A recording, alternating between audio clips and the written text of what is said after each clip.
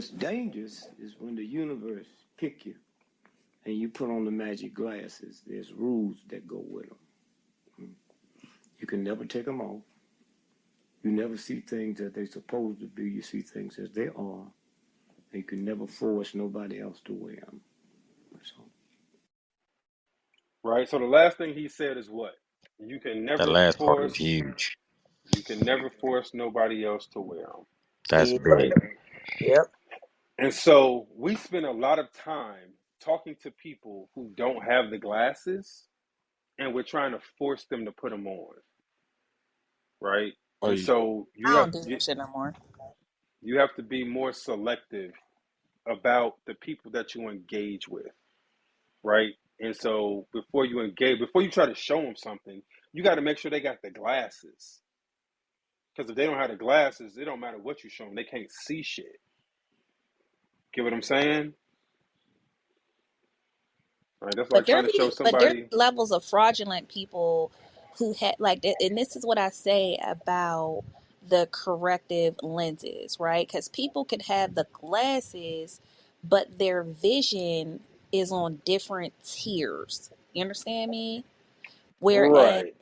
right, so like even though, oh, I see this, I see that, but there's other people who are on a magnified level Well, that's different. So here. that's different levels of vision, right? So the No, most important thing we're talking about is just making sure that people have the But glasses. that's So what this I'm is the saying. thing. You People hold can on, can have hold the on. right, glasses Hold right. on So a basic level. no, no. Right, no, on. no, but this is the thing, Here's right? also So here's you another can thing to that. hold on, Ocean, hold on, Ocean. So this is the thing. You can is the most important thing is making sure that they got the glasses, right? So and you can talk about what you see all day long, but the most important thing is if you don't have the glasses, then it don't matter what they're looking at, they can't see shit. Okay? So just because somebody has the glasses and they're looking at something, you can't tell them how to interpret what they see. They got to figure that shit out because a lot of people interpret shit differently, right? But I want to move on I because agree. I want to get to some of this I want to get to kind of let's kind of walk down the Dick Gregory lane, right? So Hold up. What did Ocean have to say real after he quick? talked about Yeah. Because here's the thing. Because there's two parts that goes along with this, right? When like the universe is picking motherfuckers and stuff, it also works in a way where some people aren't meant to wake certain people up. I got you, bro. People snap out of it. People snap out of it after hearing certain shit from certain people, and it's not until they actually hear certain shit from certain people that they snap out of it. Right. All right. So one after Dick Gregory he talked about the glasses. Then he talks about kind of his process, right? So it's not enough to just have the glasses. Now you got to learn how to fucking use them shits, right? Um, and so this is what he said his process was, right? I read all the papers, not because I trust none of them, to look for the crack in the fabric.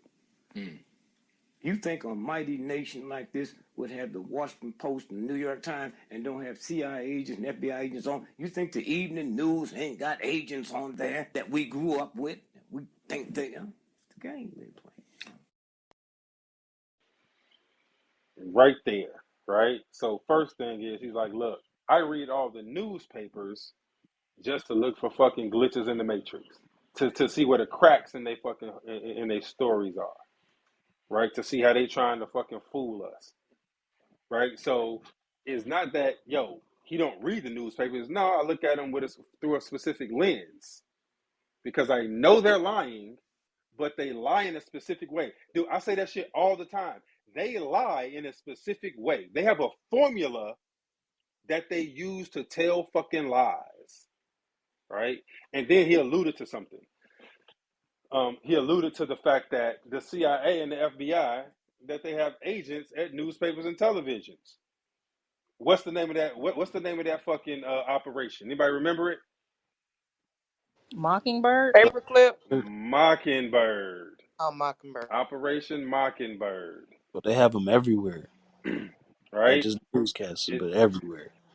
right. It's the CIA infiltrating news organizations so that they can produce the propaganda that they want getting out to the public.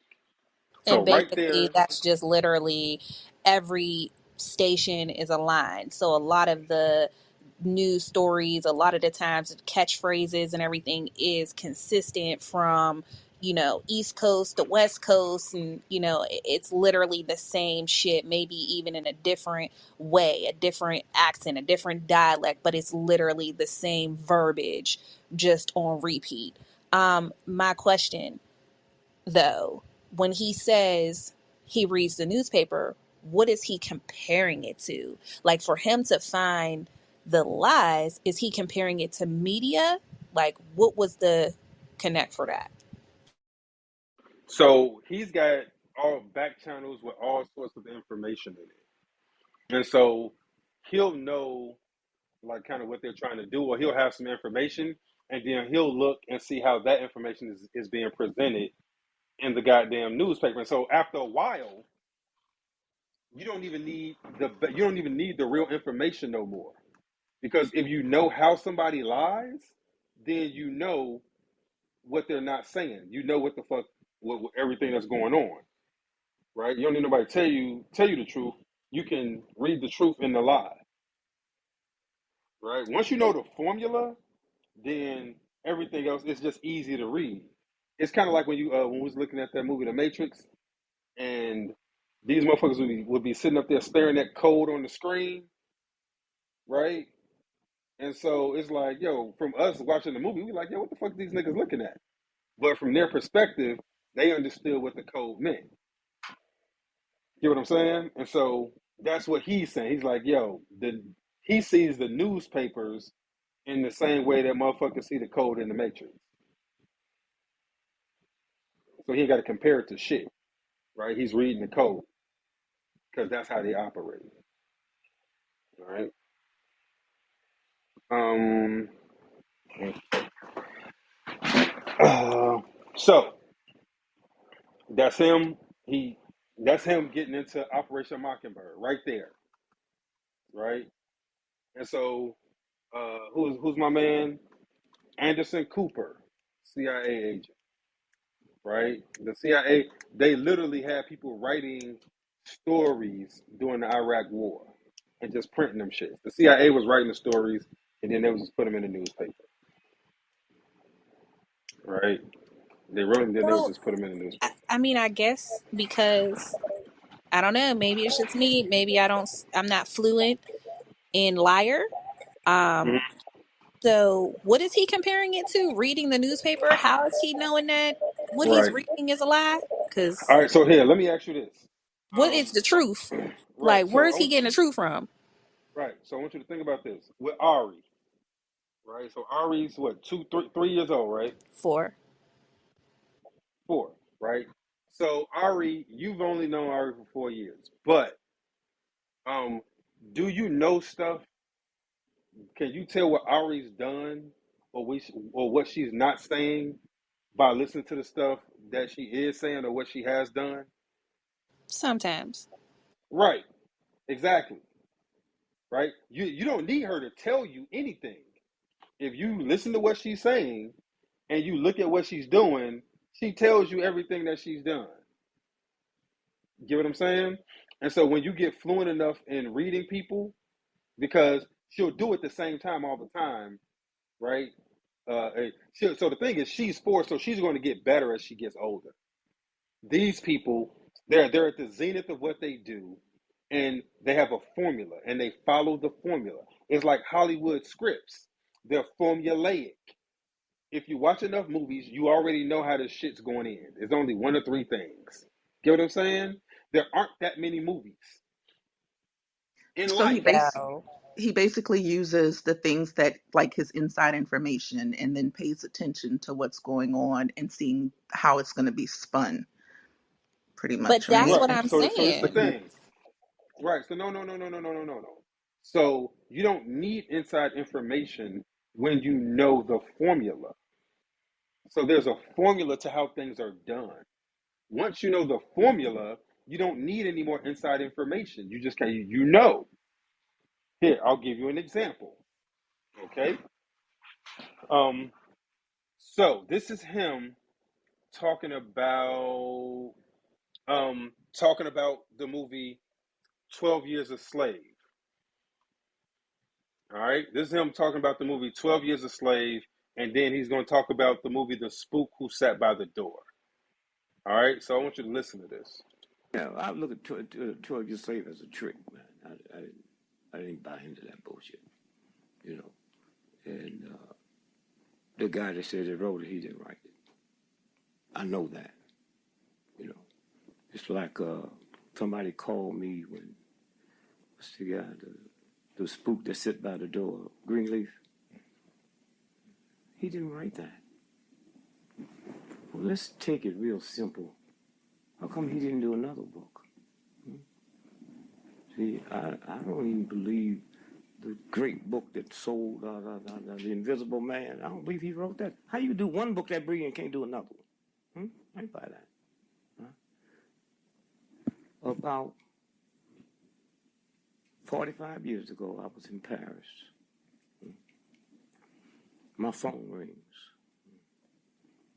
Dear Gregory, so-and-so, so-and-so. Got something you need to see. Can we come up? No, I'll come down. I'll come down. Give me a script.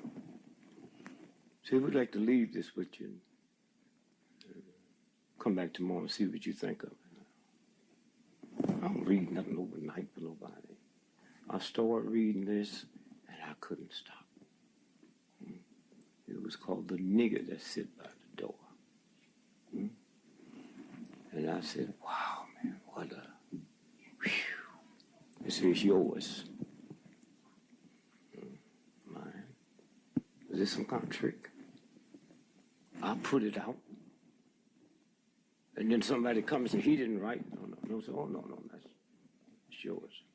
I said, well, let me tell you, I like this so well.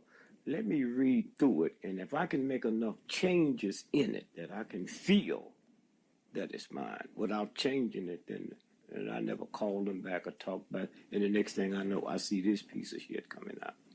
In the real one, those were white folks getting killed. In this one, it's in Chicago, and black folks killing black cops. So, did you hear what happened to him? Right? So, with him, somebody called him, was like, hey, yo, let's meet up right quick. He goes down, they give him a script. They say, read that. He reads it. He like, yo, this is dope. You know what I'm saying? Like, what's to it? They was like, here, it's yours. Go ahead and take it to who you want to take it to. Tell them you wrote it. Make a movie. And he like, well, nah, he ain't feel right about just claiming somebody else's fucking work and getting famous off that shit. Because you hear what he said after that, he was like, because then they'll come out later and it'll be a big scandal about how, oh, he didn't write that shit. Somebody else wrote it, X, Y, and Z. So he was like, all right, well, look, let me.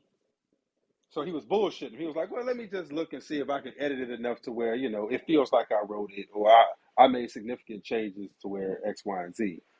But the whole time he knew he didn't want to do it. And so now he can spot when other people have done it.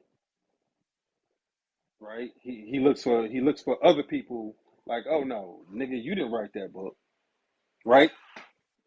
So hold on.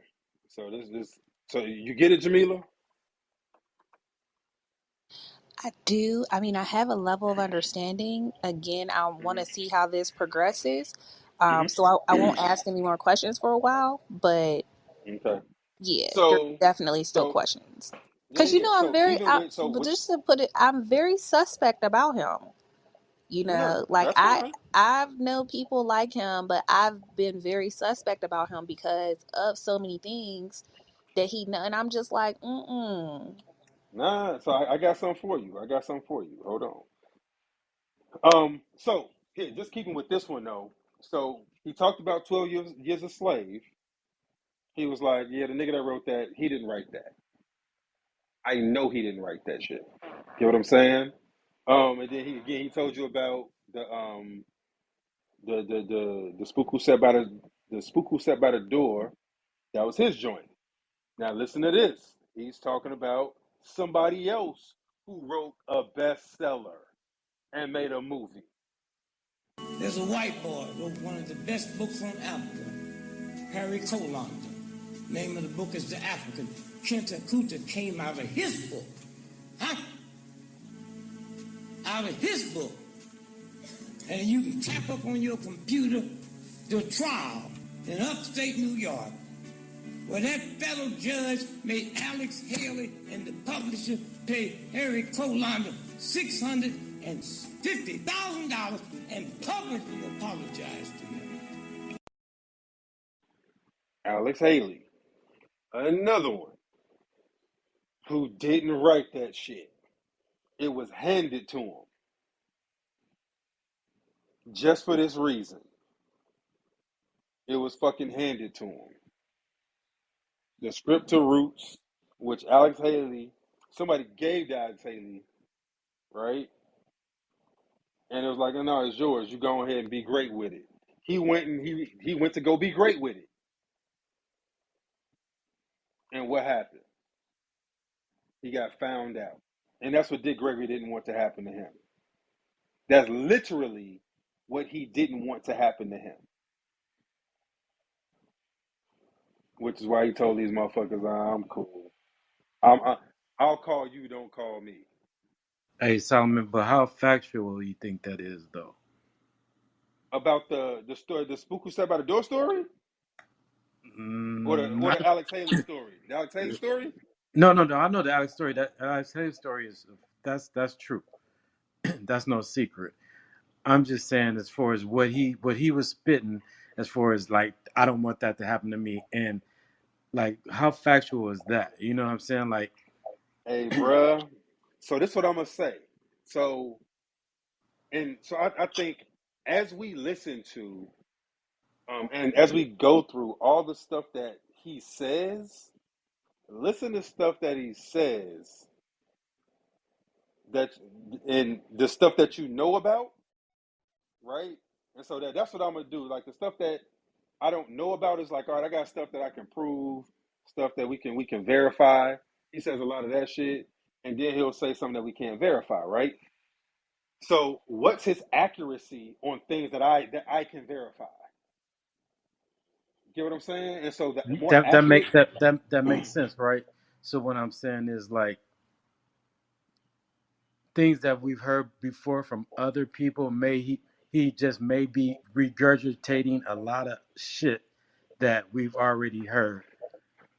he may be, but I ain't talking about regurgitation. I'm talking about things that are verifiable. That's That where verifiable. Okay, I where where got you. where he, where he put together the same thing that I put together, Right. right? Okay. Where it's Okay. information, or sometimes it's information that I didn't even have that he said, and I had to go look up. Like, oh, ooh, this is not some well-known shit.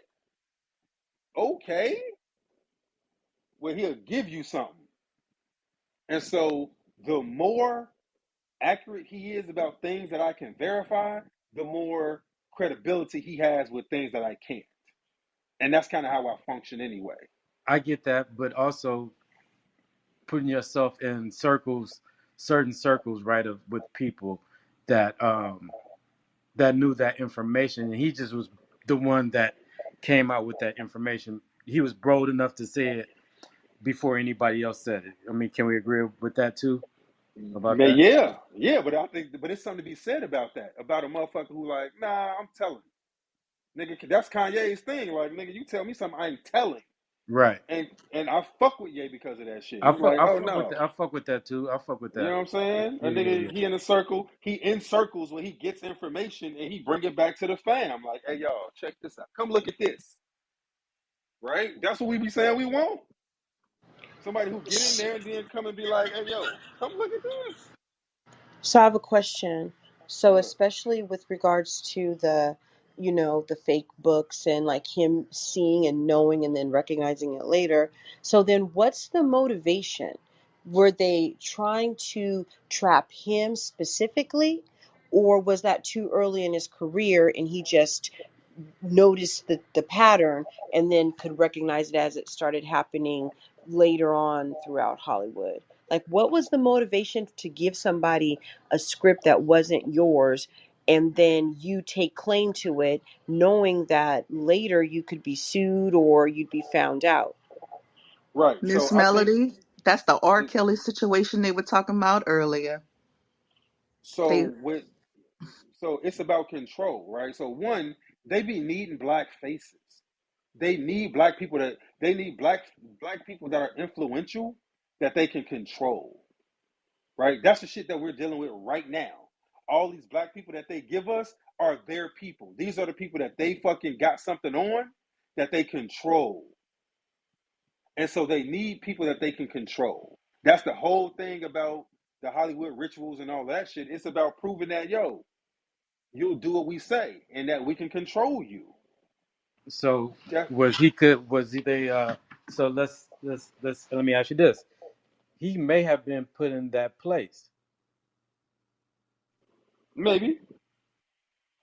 That may be a fair assumption. He may be put in that place. There's been a lot of So, suggestions but then the about. question is to what end?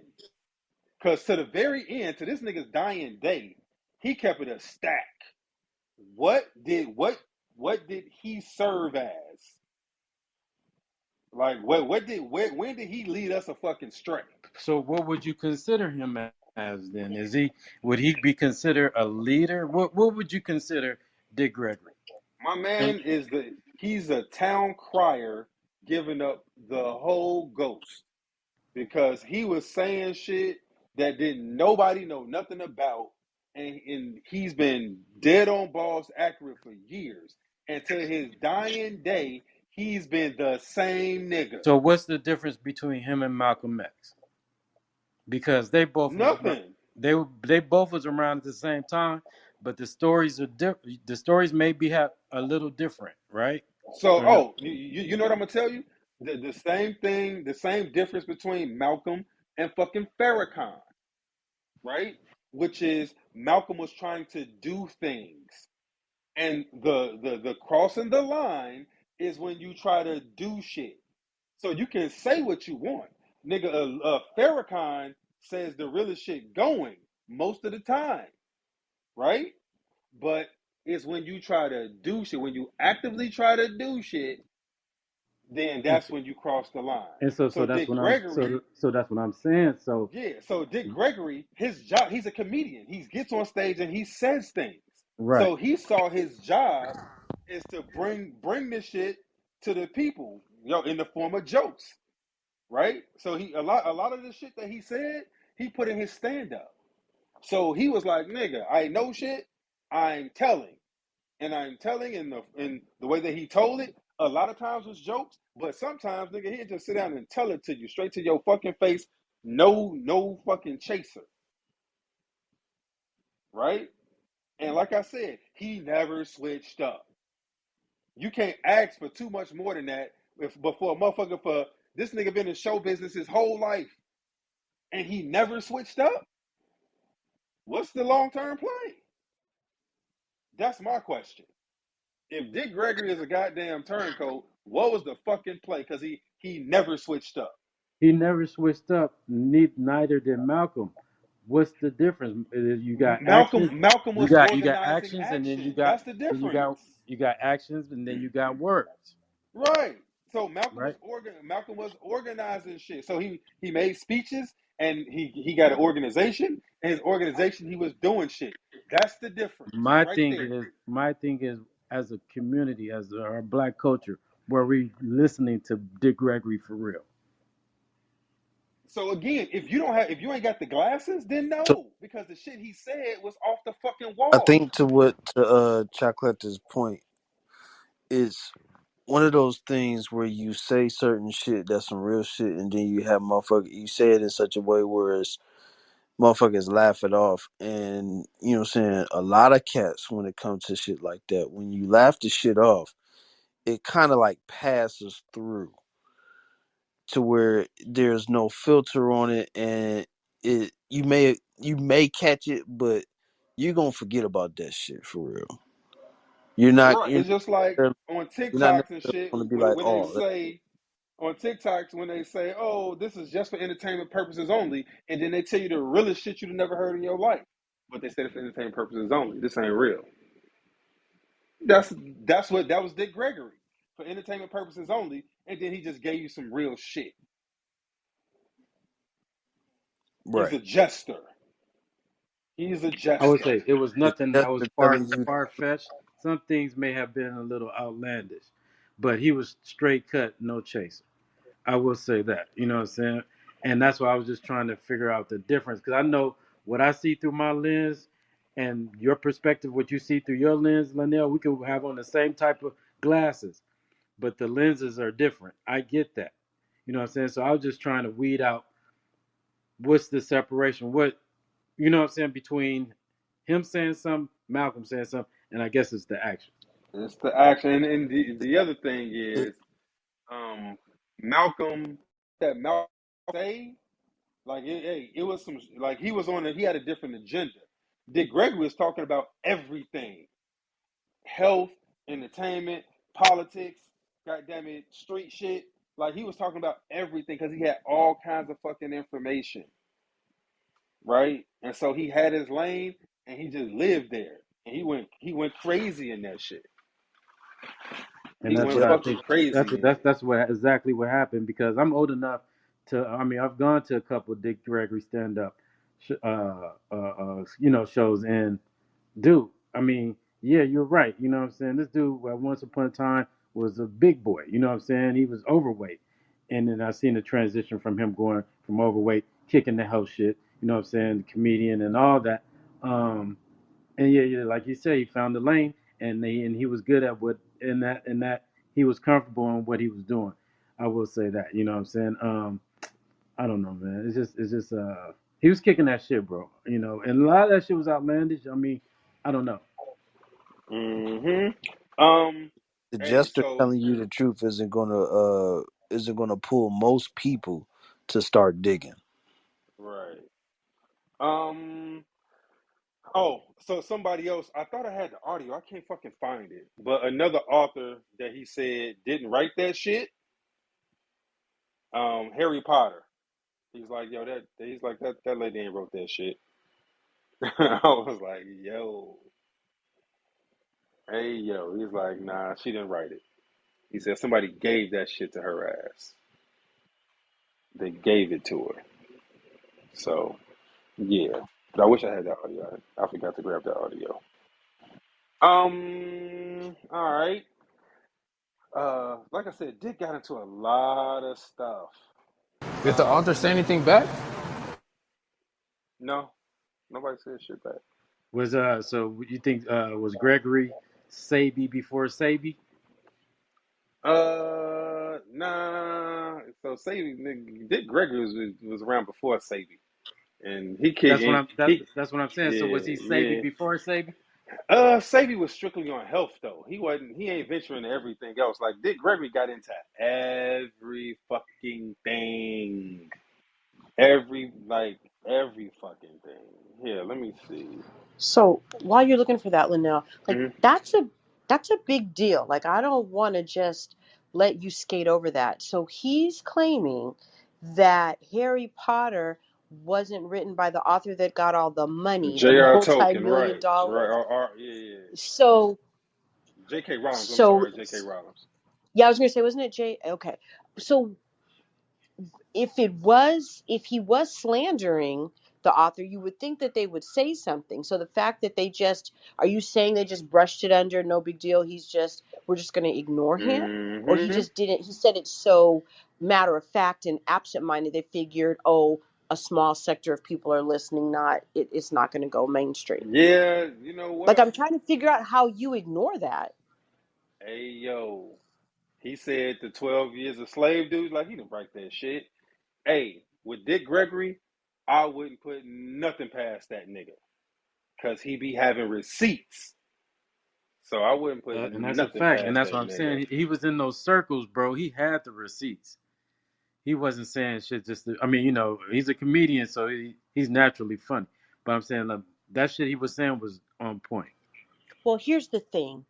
Um, because he was a comedian, there could be the, oh, he was just kidding kind of slant to it. So it wasn't like he was, it was because he was very serious about his health stuff, that shake and how he lost his weight. He was on everything, and like to me, that was like the tangible, credible, quote unquote, credible act of what he gave out. The stuff that he said, depending on who he was being interviewed by or if he was doing on his stand up, like it was subjective. And so that's what I'm listening to, and I'm kind of wondering if that's why it didn't, take as much, people didn't take as much stock in it, because they could just dismiss it as, oh, he was just being funny. Maybe that's so. Maybe I think that's what I was trying to say, Miss Melody. What you just said. Yeah. So I So would go ahead, I Amos. Go wouldn't ahead. Go ahead. take it. So yes, At, but I also would like to add like his tone and the way he says something. I don't think you can get in a back and forth argument or match with him.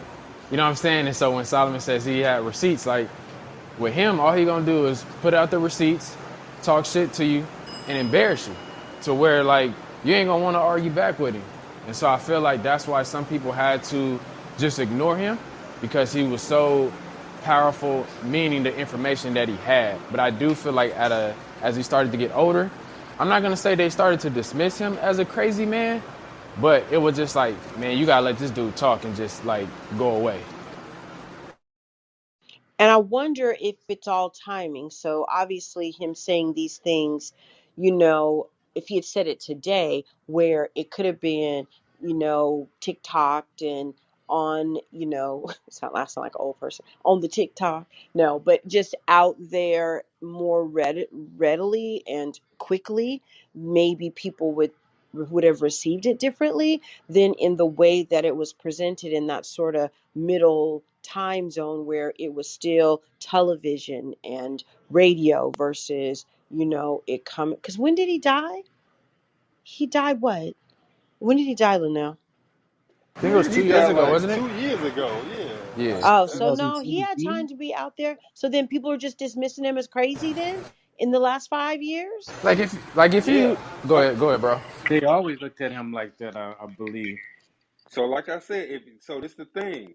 The only people that looked at him like that was people who didn't have the glasses. And so because he was only talking to people with the glasses, they would just let him be, because the mainstream didn't really listen to him. Now, this the thing. When he got brought on the Breakfast Club, that was some whole other shit, because now you're exposing this dude with the glasses, right, to a whole bunch of other people on a very form. Because even though we talk shit about the Breakfast Club, in the black culture, especially for a certain segment of it, the Breakfast Club is serious. Like a lot of people, that's where they get their news from. You know what I'm saying? So yeah, they were just waiting on him to die. Okay, so let me ask you this then. So when we talk about levels of influence, right? Because he was talking that shit, and they didn't do nothing to him. Mhm. What was his level of influence? What would you rate that? So remember, um, He was the poisoned a couple times, so it's not like they ain't tried he to. was, Yeah, they did poison him. They just yeah. Yeah, they, they, they just really wasn't successful at taking them but out. I'm saying if they really trying to get rid of you, bro, we all know Yeah, so that he nigga. They he wasn't shoot worthy, right? Because it would give more credence to the shit he's talking. You make a martyr out of him if you have him shot. So to poison him, that's a better look. You can always blame it on, oh yeah, he was doing some crazy health shit. Get what I'm so saying? so is it kind of similar to Kanye? Yes. You know what it's Exactly. similar to? We gonna talk. It's similar to some other people that we gonna talk about tonight, right? Where it's a certain way you got to get rid of certain people, and so like Ocean said, they were trying to get rid of them in a certain way, just like Farrakhan, nigga. They tried to poison the fuck out of Farrakhan, right? And so shooting Farrakhan it don't carry the same weight. So you gotta people like him, because remember Farrakhan is big into health, just like Dr. Sabi. Shooting Dr. Sabi, yeah, niggas ain't going. But if you say, oh well, he's a crazy man, you discredit Dr. Sabi's whole movement if you say this nigga died from sickness in jail. Because his whole thing was, nigga, I'm healthy as shit, I don't get sick. So for this nigga to die of sickness in jail, people like Rohan be like, ha ha ha, Dr. Sebi died in jail from the flu because of where were his herbs? Where were his this? See what I'm saying?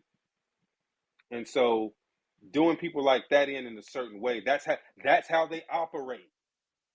And so this, when we talk about the formula, this is them. Oh, you big into health? You like to talk that alternative health shit? Well, you're dying of some health shit. Oh, look, you got cancer. Because remember, they gave Farrakhan cancer. Did Gregory had cancer? You know what I'm saying? So this is how they do it. All right. So this is an example. I want to give y'all an example of Dick Gregory saying some shit where it's like, wait, what? And then he bringing out some receipts and it's like, huh? Okay. And so, and the other thing is, and somebody said it earlier, he be japping on people that interview him. Listen to how he's saying what he's saying and why he's saying it, how he's saying it. So just check out his demeanor. Rodney King. First, everybody knows who Rodney King is, right? So wait a minute, put a 1 in the chat if you don't know who Rodney King is, right? I better not see a single one. Oh, shh. Shh. That's like me saying, put a 1 in the chat if you, never mind, you know what? If you scared of spiders, like. Miguel, Retreat, you gonna stop retreat. fucking with me. I'm trying to. You better leave her alone. All right. So I only see 1. If you don't know who Rodney King is, put a 1 in the chat. Let me see what's going on around this joint. All right, Wait, are cool. y'all serious So though? Like, no, is these real ones? that's Diamond. Man, hey man, sometimes as you always say, bro, you have to slow walk it for the people. So get some context, Hey, goddamn it. fucking You say it yo. all I the think Y'all, time, he's bro. Just get going along. not WON. What? Okay, you right. Hey, yo. All right. So everybody knows who Rodney King is. He was the dude that got beat up by the cops in L.A. and the cops got off, and them getting found not guilty is what sparked the LA riots in the 90s and shit. So that's probably how Keys got his startup money for his business. Retreat, Shit be retreat. fun. You know what? Never mind. Hey yo, he just throwing it he's there. on one. Hey, come on, storm me out, bro. Yeah. Wild Hey, as yo, and yeah, the beating. hell.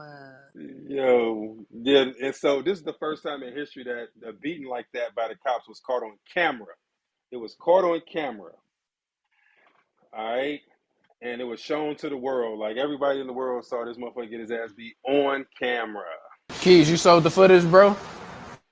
Bruh. Yeah, Keys, bro. I mean, how many TVs you come out of that shit? You know what? Never mind. hey, Snap check this. this You out, know man. Well, what? that's a Don't whole worry. nother story. Hey, listen, we're gonna cook. That's a whole nother story. That would be a All good right, clip. here we go. The riots. Hey yo, the Yo. rioting and the looting is wild, but they beat the brakes off of him. That shit All was right. So, hey, real quick, while y'all listen to this, while y'all listening to this clip, remember, we got a link at the top of the page. It's a 63-second feedback for the podcast. We're trying to always make this thing better. We're trying to get the feedback of the people that listen to us every week, 2 times a week, so we can tighten up as we expand our outreach, to try to get, y'all like it. We assume that, you know what, if it's 100 people in here right now, if y'all like it, maybe it's 100,000 out there that might appreciate it too. So we're trying to get this thing to a place where it's digestible to a larger audience, not to the masses, because we have to dumb it down. And I know y'all don't like y'all don't want it dumbed down, but we want it to the masses. All right, so take 63 seconds, fill out the goddamn form. If this ain't your first time here, and check out this Dick Gregory clip talking about Rodney King. Rodney King. And I called Ralph in from Europe. I said, man, I just need you to check something. I didn't see them, honey. I said, I got a problem with two white folks, first time they ever been into America, and they just happened to check in the hotel where this beating's taking place. Okay, no. So 3 days later, he called me and said, we need to get out of here. I said, You know, it was two other people in the car with him. I said, yeah. He said, they died mysteriously. And he said the weird part about it, Rodney King had been sentenced by a judge in L.A. to 8 years in jail, and we can't figure out why he was out in the street 3 weeks later. I said, let's move. Let's move. And then I started seeing, we checked the two people from Australia, heavily connected to the secret police in Australia, heavily connected to the CIA. How do you, with your camera, never been in a country before, film it? They didn't know to take it where 7 o'clock LA time is running all over the world. How do you know that? Yeah, but I mean, with the King thing, it was the verdict. It wasn't the tape. You're not hearing me. You're not hearing me. See, the problem is you trying to talk with your shit and you don't know nothing instead of listening. Huh? I'm listening. Okay? No. I get $40,000, man, and I dare motherfucker to talk. You went to college. You didn't talk when the professor was talking. Okay, I apologize. Because you you don't have to apologize to me. I knew that when you come in here. I let you in because you'd have said New York Times, I'd have let you in. I've said anybody come in here. And normally I don't do these interviews. I do the bullshit shit you want to hear and let you leave. Okay, I'm listening. You got me tuned in. I'm tuned in. Okay. Okay. So what was the question you just asked? No, my question was, like, the videotape, the existence of the videotape was the fuse, but what sparked it was the verdict. I know that more than you. Okay. Huh? I know that more than you. Okay. What they didn't tell you, what they didn't tell you is just read what paper that is so you can hear you on the camera. Okay. On the side. New York Times, May 10th, 1992. Okay, what's the headline say? Los Angeles police differ sharply with prosecutors on arrest totals. Now, read the first sentence. Reflecting confusion that has characterized the city's response to violence. Okay, now go down to where you see I got that marked. Police officials said today... Slow, so my grandmother's listening. All right. Police officials said today they arrested 18,000 people from Wednesday night, April 29th, the day the riots began, through this morning, but prosecutors said that they could not account for as many as 10,000. That's arguing, stealing. You think it was something else. These ain't black folks talking. These are cops talking. And the prosecutor talking. Now read that sentence right but after that and listen what Han says. We don't know where these people are. Wait a minute now, this is what I say. We don't know where these people are, said James K. Hahn, the Los Angeles city attorney. He's the mayor now. See how the payoff comes? It's a mystery now to a lot of people in the system right now. Okay, that's all. That's my job. Okay. Huh? That's my job. And I usually don't share it with people. Because like I told you before, my mama hear the shit I be saying she called police on me. Huh? And so that's what I'm telling you now.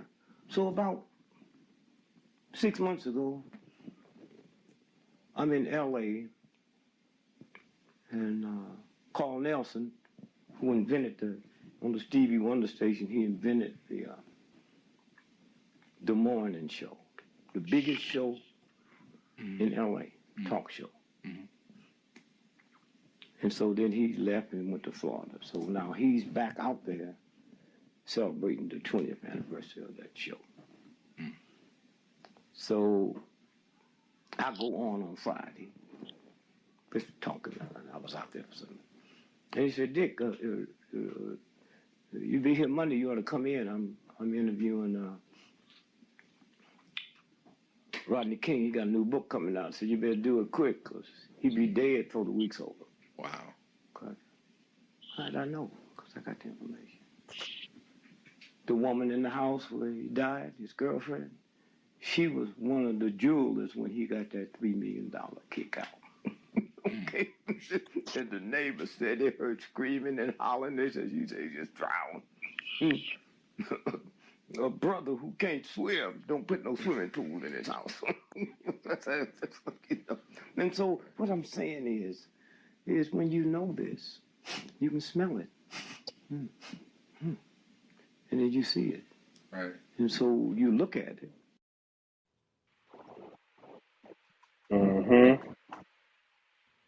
So that was Hey him. Like man, it was a lot. that man was all over the place, man. No, he wasn't.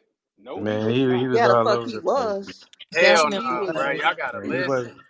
Nah, I was listening to but that no shit. He gets on my place. fucking That nigga, nerves. bro. he sounded bitter as hell. Bruh, No, yes no, he Keys. You did, gotta Linnell. no. Listen. Check this out, man. He been doing this shit before. The nigga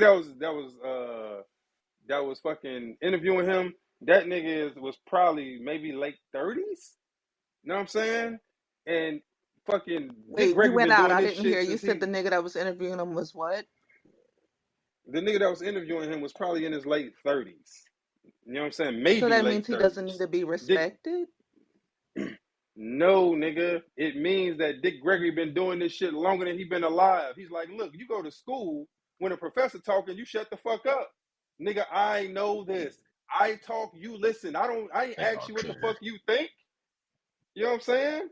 Sit down and shut the fuck up. I'm giving you game. He said, look, I don't even share this shit with people. I let you in to share this shit that I never share with nobody. Sit down and listen. That's all you got to do. Push record and fucking listen. He That's try to cap. engage like he know shit. You That's don't cap. know shit, my nigga. The fuck out of here. So that's what he was saying. He wasn't all over the place. He was very direct with what he was saying. And he was trying to lead this motherfucker down the line of goddamn thought. Like, yo, dude, you don't find this strange right here? The two niggas, because, hey, I'm going to tell you, dog, I was alive when the Rodney King shit happened. I didn't even know he had friends in the car. I thought the nigga was by himself. He was like, I yo, ain't even heard of that shit, bro. bro, when he said it, like when I was doing this shit, I had to go look it up. I had to look this shit up. Like, hold on, it was other niggas in the car, and yes, it was other niggas in the car. The two What niggas in the happened to car them with niggas? him, But they let the niggas out before he got on the road or some shit? nigga, no, it was two niggas. Brian Allen, Freddie Helms was in the car with him. That's why he said, yo, the two niggas in the car with him, them niggas died under mysterious circumstances. No These shit. niggas got killed. You know what I'm saying? And he like, yo, these niggas died, and Rodney King, who was supposed to be in jail, this nigga got out all of a sudden. We don't even know why this nigga's out of jail. And the niggas that recorded the shit is two motherfuckers from Australia with ties to the goddamn to the secret police in Australia, and all of a sudden they just happen to be out at night with a fucking camera in perfect position to hide and record this ass whooping that this nigga who ain't supposed to be out of jail is in goddamn jail. I mean, is driving around and getting beat up by the cops. Like, it's a lot to unpack there. And he But trying to it get is. this Like, motherfucker who to was goddamn Rodney shit. King? You Who was lost me, bro. Rodney King to be targeted at, though? It's not about who he is. It's about where they placed this nigga for what reason. This nigga, what he Right. said is he was placed there in this specific circumstances for this reason. So he was But placed how there to be beat believable up is that to and why, bro? be recorded. Hey, How yo. believable? I mean, Hey, why and for what? Because it was niggas getting their ass whooped on a consistent in LA And they didn't need for to be shit like recorded. that. So why this nigga? hey, so again, it's not about him, Keys. Wasn't That's the being point. videotaped. It definitely wasn't being videotaped. So they put this shit out here like to videotape, and I agree with you. Like, yo, why would they do that? That's a great fucking question. I don't know why. I'm just saying, look at the shit that he's bringing out. The facts he's bringing out, nigga. I Well, it agree. did This start the shit is riots, suspicious. Linnell. It did It start the definitely did. riots. But It definitely did. that was a boiling point. That was So you know what? the rise Hey, was gonna happen anyway. That was just a boiling point. hey, That's check what this that out, Keys. So that's check what this that out. was This is about. hold on. I got another quick hit It was that your again. pallet of bricks. Hold on. Wait. Hey, Marty, you nigga. Hold on. Wait. I got you. What you saying is some real shit, right? So check this shit out. Hold on. Where the fuck is it? Was it the? What did I save it under? I gotta look at what I saved this thing under because it goes. It literally goes along with what we talking about right now. Oh, here it goes. Um, so now check this out, because I want you to think about this. Your city, Keys. I want you to think about what the fuck. All right. So listen to my man talk about the Black Lives Matter riots. The cities where the major shops and units were burned down, where the Black Lives Matter organised riots basically looted entire areas, the exact redevelopment areas for the new developments of the banks. It was like an organised plan. Burn down these areas, loot the shops, and the laws were changed the year before to make them redevelopment areas, so they were tax-free, then the banks come in and bought it all. I was looking thinking, this is organised. This is like a building development programme. Black Lives Matter have been used as an organisation to come in and just, it sounds like a conspiracy theory, but when I actually looked at it, I thought, oh my God. And out of the 19 cities where the major places were looted and burned, it's like 18 of them. Hey yo. So you suggesting that this was organized? Yep. But to what end? So All right. did you Like not he just hear? said. Did you? Further Did the agenda, y'all. Come on But now. okay, Stay the with like us. he Stay said, with us. niggas was getting beaten. Like, what part of the agenda did they want to be It's exposed? Like, moving the what was the cycle ultimate along, Miss purpose? Christina. Christina? It wasn't to end racism. I hope Christina. so. No. Did you not just hear the clip? What did my man in the clip say? Did you hear what he I said? Child, just never mind. Go ahead. Say it again. So you see. So I played the clip and you ain't even hear it. He said every place that the riots broke out during during the George Floyd shit, all of those were fucking redevelopment zones. And so after the shit got burned down, right? The businesses came in, bought up the property, and started to redevelop them shits. Now, if that shit never happened, then how the fuck they gonna get hold of the fucking property? They can't. Same thing in Maui. We literally looking at the shit in Maui. They put a plan in place to redevelop Maui. But the thing Ooh, is, it's people that live there. It's people that live there right now, jumpstart, right? jumpstart Maui You project. right. See, You got that's you where my but that's where you my got it. pushback comes So at, right? you got indigenous people in Maui that own this fucking land. They ain't never going no fucking way ever. And so it's like, yo, how do I get these niggas off the fucking land? Nigga, you burn them out. And you can't get no riots in Maui because niggas swim and all. We saw the Alabama brawl. And so niggas do swim, but ain't nobody swimming from California to Maui to fucking riot. And the fucking motherfuckers in Maui, they don't riot. They way too goddamn docile for that shit.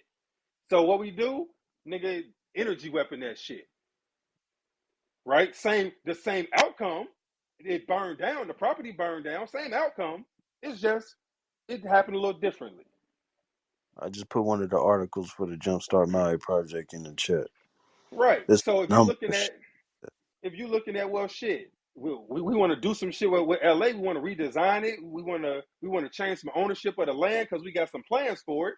How do we get ownership of this land? How do we get some of these people to move around? We need a big event. All right, cool. I got one for you. Hey, let that nigga out. Hey, my man, I want you to do this. Go out and party. Just make sure you come home around 10:30. Right? Get some niggas in the bushes to record this shit, and you get some of these crooked ass LA cops to do what they always do. This ain't nothing new. That's why you do that, because everybody's frustrated with that shit. Everybody knows this shit happens. Can't nobody prove it. Get what I'm saying? Ain't nobody never Hey, went to Limo. jail for the shit. And the rest of the country, the rest of the world ain't never seen this shit before. They I, ain't I, never I seen hear it. what you're saying, right? And I can agree with you to a certain. I don't agree with you about everything you're saying, but some of it sounds really good. But it was a lot of other shit that led up to that. You know what I'm saying? That now if you telling me all this shit that was happening in LA and around, or you know what I'm saying, our country at that time in different areas of different neighborhoods, they constructed all of that at one time. I mean, come on, man. That's No, just I ain't They so didn't so have to construct all of it. It was the pallet of bricks. It was the tipping point. so you saying it's the pallet of bricks. Okay. I still got a little pushback behind that, but I'll stay right all right, cool. It's not the first time they've done it though. there. It is not. Remember Kenosha? Remember Kenosha, Wisconsin? What happened to Kenosha, Wisconsin when those riots went off? But then you got Right? to think about what about the Watts riots? You know what I'm saying? Did they do that No, with the totally. what? No, I'm just saying. I hear what you're saying, but I'm thinking about the Watts riots now. You know what I'm saying? Wait, hold on, wait. I want to hear Tim to talk about the Kenosha riots, bro. But it's not. See, that's the thing though. It's there's multiple reasons why they're going to set the riots off. It's not just one every time. But if you look at the correlation of these things, right? Maui's the most obvious one. Like that's blazing. right there. Like that is really, really blazing. About as blazing as the money laundering and everything else that's going on. But Kenosha is an interesting one because in 2020, it was announced that there was a $10 million state funding towards a proposed Kenosha STEM Innovation Center. Now, the thing with Kenosha at the time was like, it wasn't doing all that great. And now, fast forward to 2023, there's a $450 million development deal in Kenosha that's going to completely shape the downtown area. None of that shit was considered. If you go back and look at any of these development deals, like none of this shit was considered until it happened to be wide open. It was wide open because shit was gone. It was burnt down.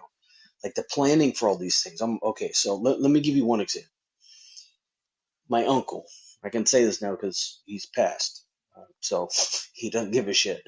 But he sat me down one time. He used to be city council. He was the mayor for the city that actually I lived in at one point in time.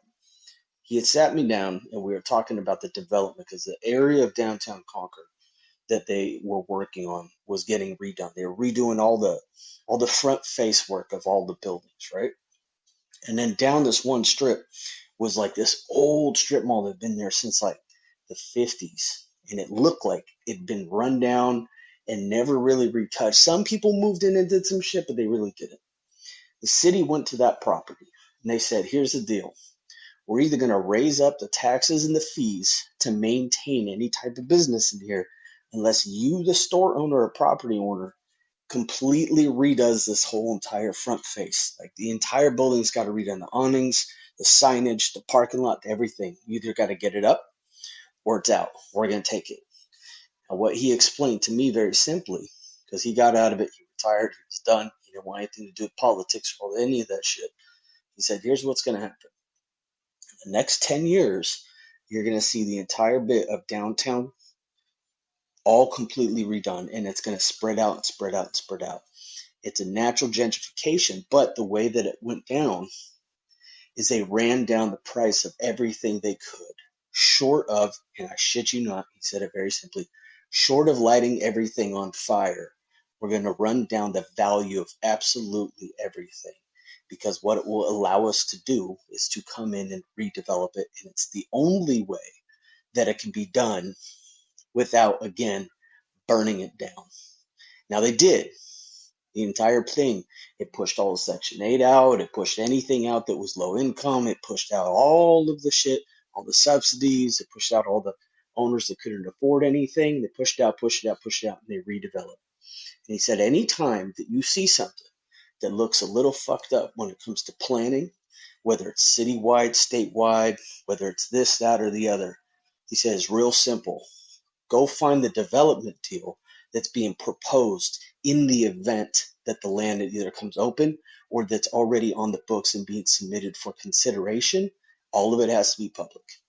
They all have to put it out there. There has to be public notice. There has to be an available open committee for people to do this and that. So if you go look at any of these major riot areas where towns have completely been decimated, there's two commonalities to it. Either one is related to the same Soros bullshit and agenda pushing that he's always been behind and about, or two is redevelopment. And now, when you really look at the LEED shit, I don't know if anybody remembers the LEED certified buildings.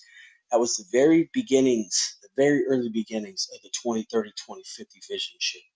Because now you got ESGs, which are basically just the LEED certified buildings on steroids, because it's for the businesses, not just the dwellings.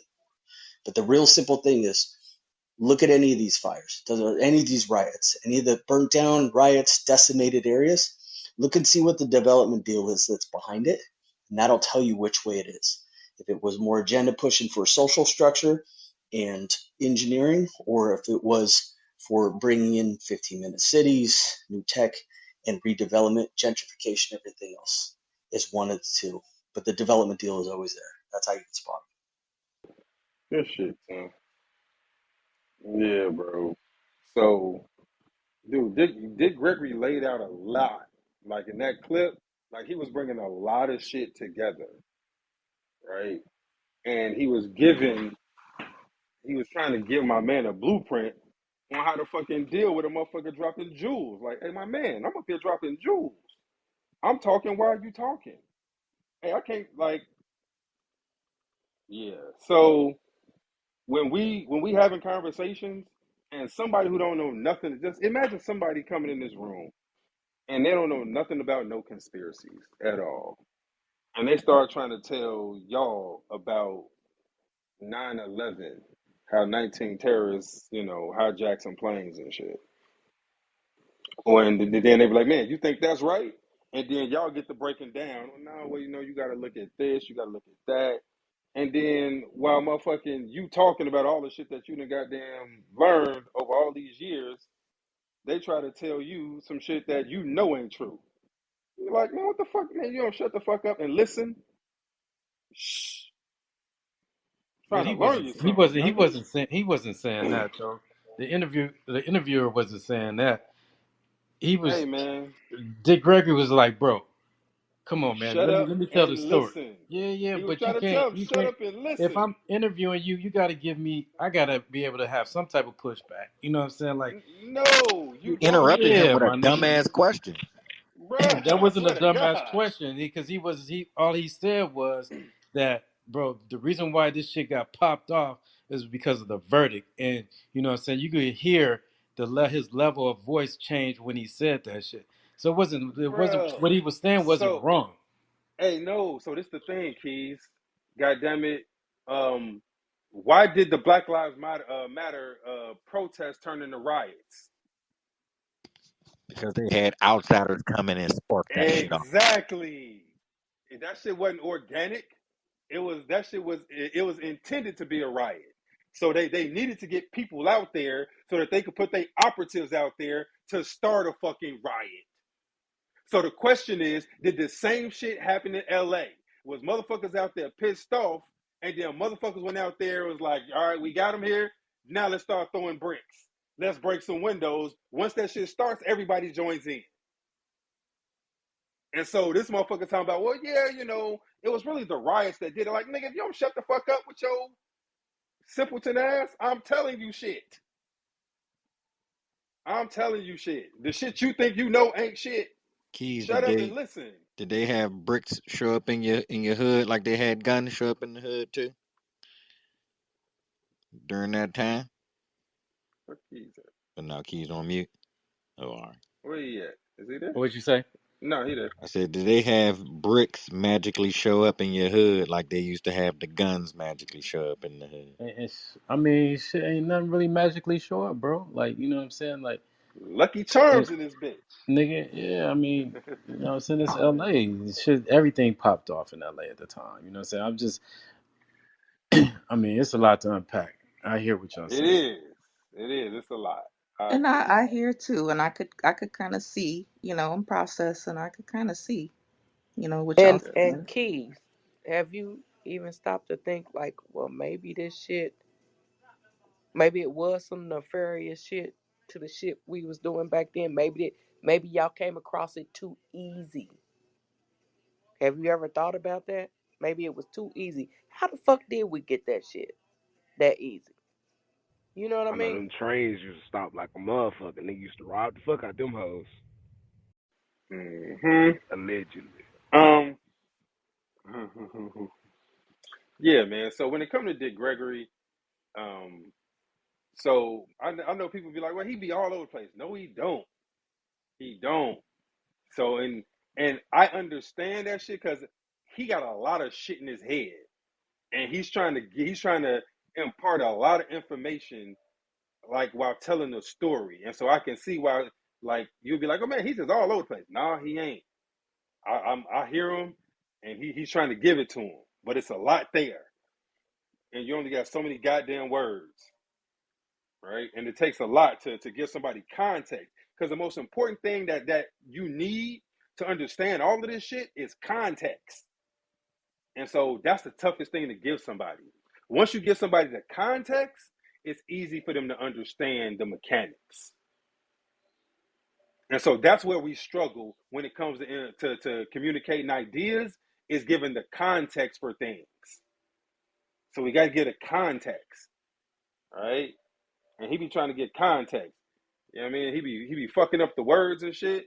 Like what? That was one of these clips. He was fucking up the words and shit. What did he say? He said the Alex Haley the roots thing. Like nigga, he was fucking up all kinds of words in these clips, right? So, but yeah, he when you got a lot on your brain and you trying to get that shit out, man, it comes out all kinds of random ways. All right, so that's him talking about. Oh, and then the other thing he was like, he was talking about was they use the riots as a way to to harvest organs. It's like we got all these niggas in custody. Some of these niggas could come up missing. There's a market for these niggas. For these niggas' organs. There's a market right now for niggas' organs. And so that would make me say, okay, like, where did he get that idea from?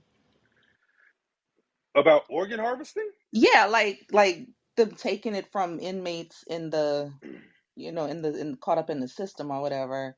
Like, I No. was They just never wondering, like, made it to the system. They just got kidnapped. got kidnapped. Okay. Yeah, wasn't that mentioned in that Right? So, article? We're talking about the yeah. 18,000 and then It reintention. was. Now Yeah. look, Linnell, there is a TikTok where the black girl is she's over in Japan and she's doing, her business. So she went over there to talk to the people, whatever. I mean, dealing with her people. And she said, well, was asking the Japanese or Asian, whatever, let's go here. And the girl said, no, it's not safe there. And she said, why? She said, because uh, they would, she said, what do you mean it's not safe? And she told the black girl, she said, I could sell you for, your eyes for such, your such. This is on TikTok right now today. Okay. And the girl, she was saying it on TikTok, but she didn't seem like she was too worried. But the Asian girl told her, you don't want this smoke. Okay. Because we can get good money for you. Right. So this is the one of the things that I think I was late to pick up on was him talking about organ harvesting. So, because one of the things he used to correlate to organ harvesting was like drive-by. He used to talk about that shit all the time. How a lot of these drive-bys in Chicago is about organ harvesting, right? Yeah, what was the big dude, the young homie that got shot? Ah, damn, I can't Who, remember his. Michael Brown? Yeah, that's who it was. He said Michael Brown was about organ harvesting. Yup. As a matter of fact, hold on. There was another famous case that Dick Gregory said was about organ harvesting. Check this shit out. Hoodies. More white folk wear hoodies than black folks. Go on college campus. The girls wearing, boys wearing. So I went out and bought me one. So they said he went to the 7-Eleven. All 7-Elevens have film. How come we never saw a film of him going in there or coming out? Hmm? And not till I mentioned it, I'm one of the most powerful voices because social network didn't get me for free. Hmm? So then they showed us some bullshit of him standing at the counter. Come on, y'all. They told us that he was looking, that Sunday was the Sunday of the All-Star basketball. So said he was looking at the All-Star game and doing halftime. Hmm? He ran to, well, we all do that. Run down, fix your ham and cheese sandwich, call somebody. Nobody better not call you while the Super Bowl is going on. But the minute it go into a commercial, so I said, okay, Ralph, I need you to do something for me. I need the time that he was killed. 7/17. Oh, why? The ball game didn't start till 8 o'clock. So how could he go during the halftime? That's what I'm looking at, not the other bullshit, because I know who they are. Hmm? And I check out Zimmerman. Hmm? Then we get into Michael. Zimmerman lived in an all-black neighborhood. And everybody we interviewed said he's one of the finest. Oh, something ain't right about this. And for 4 days after he was killed, he was in the morgue as John Doe. You aware of that?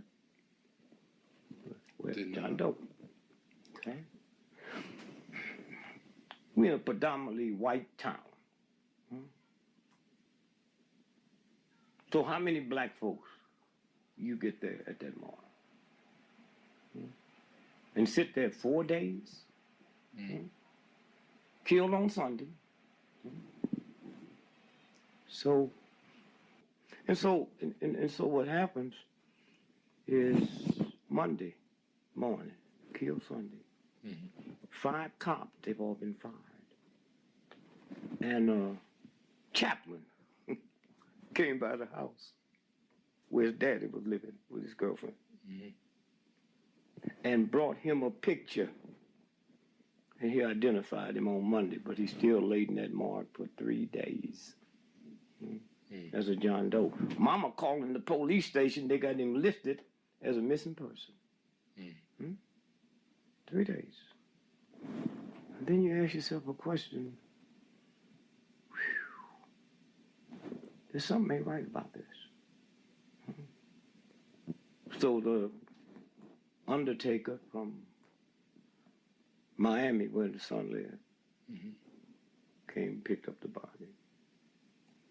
Now put a pin there, because you wrote about that youngster in Valdosta, Georgia, where they found him wrapped up in this.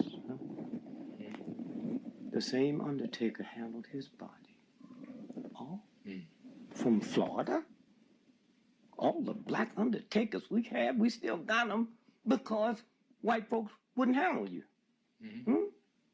You come all the way from there to get the body, and the organs is missing. What about Trayvon's organs? It's a game. You drive by. You know any black cops? Oh, do I? Yeah. Didn't ask them when they go to a drive-by. 98% of them headshots. You can't be in a car driving and hit me in the head, man. Huh? So he's saying Trayvon was organ harvested, right? And he said the same undertaker that did Micah Johnson in Georgia. Micah Johnson is the kid they found rolled up in the goddamn in the gym mat, and his organs was missing, and they had tissue stuff in there, stuffed in his body. The same undertaker that did Micah Johnson was a motherfucker that came and did Trayvon. Oh, Kendrick Johnson. Yeah, my bad. Michael Johnson was I think it was Kendrick Johnson, right? It's the same undertaker. So he's saying that the Trayvon case was about organ harvesting, right? And so organ harvest is one of them things. Like that was like the last thing that I was willing to catch on until because I had to like I didn't really understand the hey, y'all gonna like this word, the gravity of the situation when it came to kind of selling body parts and kidnapping people, right? So I was slow to kind of grasp that concept, but the more and more I looked into it, and the more and more we dug and we look into Pizzagate, right, and all the goddamn underground tunnels and the motherfuckers going missing and the trafficking and all that shit. I'm like, oh, and then you look at the adrenochrome and the way these motherfuckers be eating fucking organs and Brina Abramovich, Madam Abramovich, Marina Abramovich, right? Like they got to get these shits from somewhere, right? They got to get these organs and blood and all. They got to get this shit from somewhere, bruh.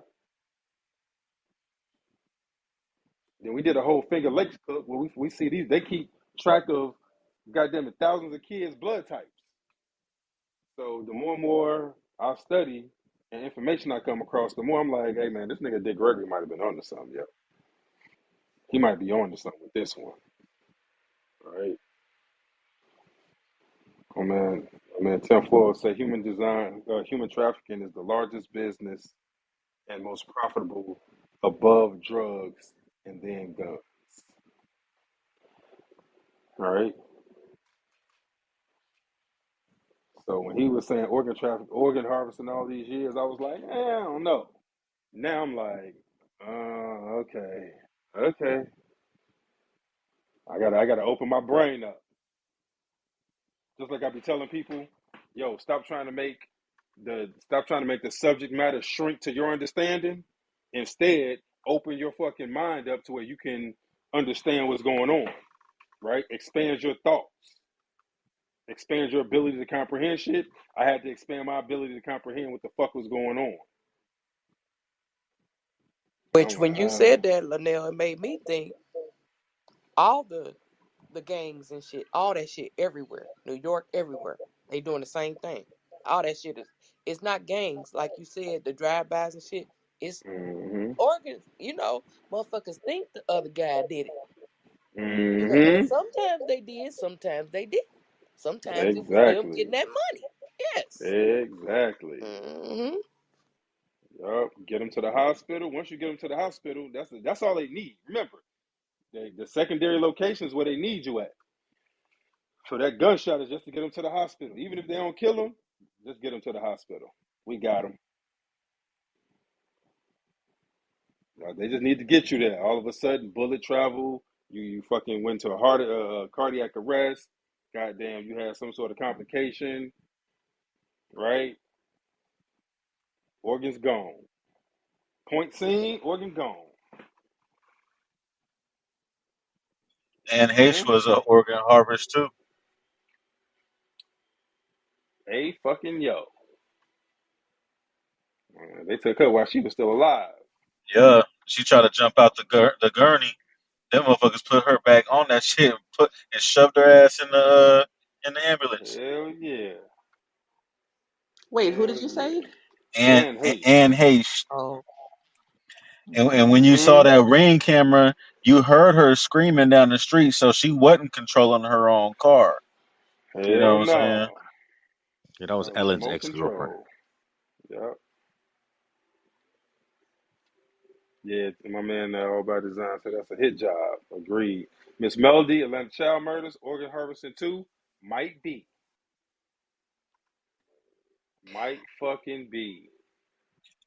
Ellen lost her spot, so she had to come in with some new sacrifices. She really lost her spot for real.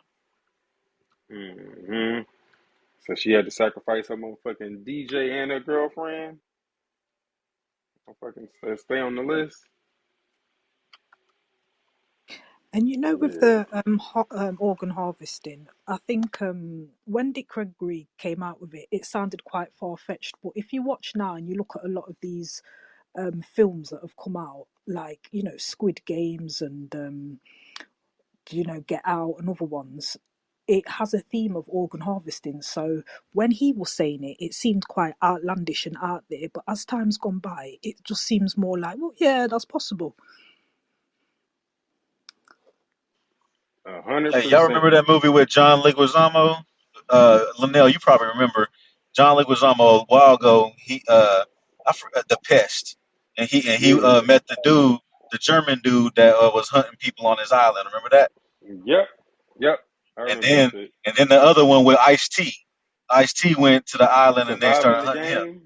Surviving Yeah, the game. they Yep. been showing us that stuff. Yep. So let Yeah. me ask you this, Solomon, because I hear what Gregory's saying, right? And I've heard this shit before. So what makes him different than a Bobby Hemmett or a David Blair? Cass has been kicking the same rhetoric. I mean, you know what I'm saying? So what makes him Um, different? Because let I don't me hear nothing different. you know what? And this I is he's coming from some conscious cats. So, you know, so the yeah, I don't think you would because I think a lot of them are on the same page, right? Yeah, I think a lot of them are on the same page. I mean, shit, just like if you listen to Dick Gregory, then you go back through our catalog, nigga. We saying a lot of the same shit he That's a was saying. fact. You know what I'm saying? So I What is think it? Time and it's a error, or what? What is it? yeah, it's the frequency, right? So he was on the frequency, and I think he was one of the progenitors of the frequency. Get what I'm saying?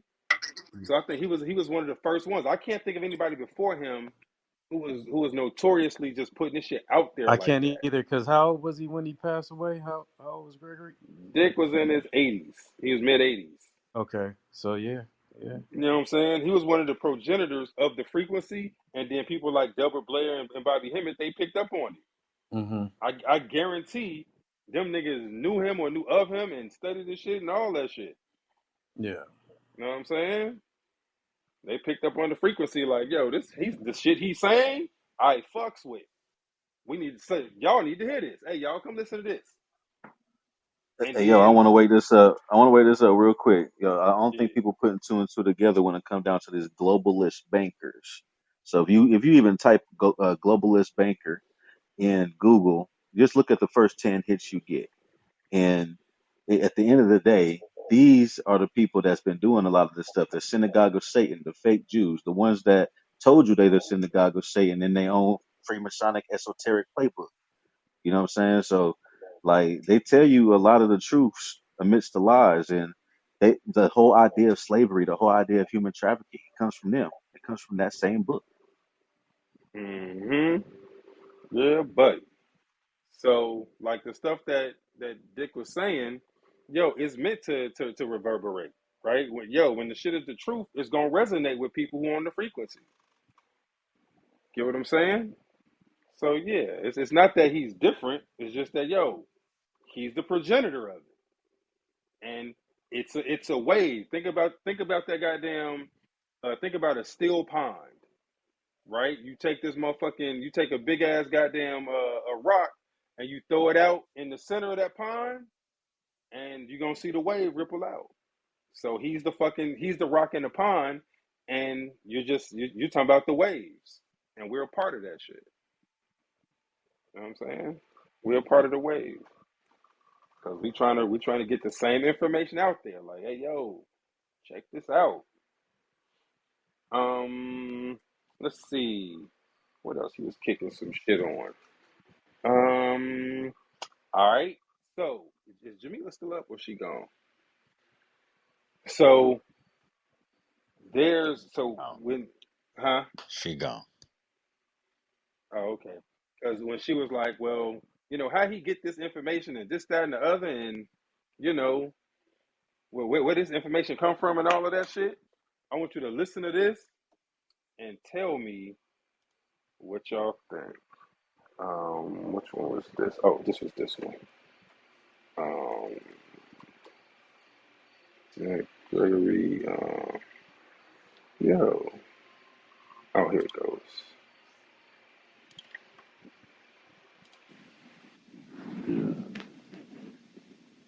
September the 11th. We're the only country that, when we give you the date, we give you October the 12th, September. And so why they come up with 911?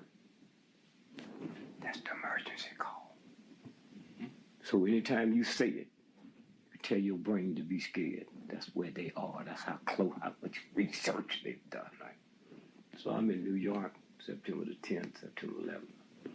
So I called my wife. I said, well, you got me sleeping tonight. She said, you're not. Your friend called from Paris and say, don't spend the night in New York tonight. Wow. I get on a train, go to D.C. I get there at 4 o'clock. I call the dude in Paris. How you know I was in New York? Punk. Said, we picked you up on the satellite, brother. So then I go walk, and I come back, and the other one then went down. I called back. He said, you owe me one, punk. Wow. See, this is how it works. It's a club. Huh?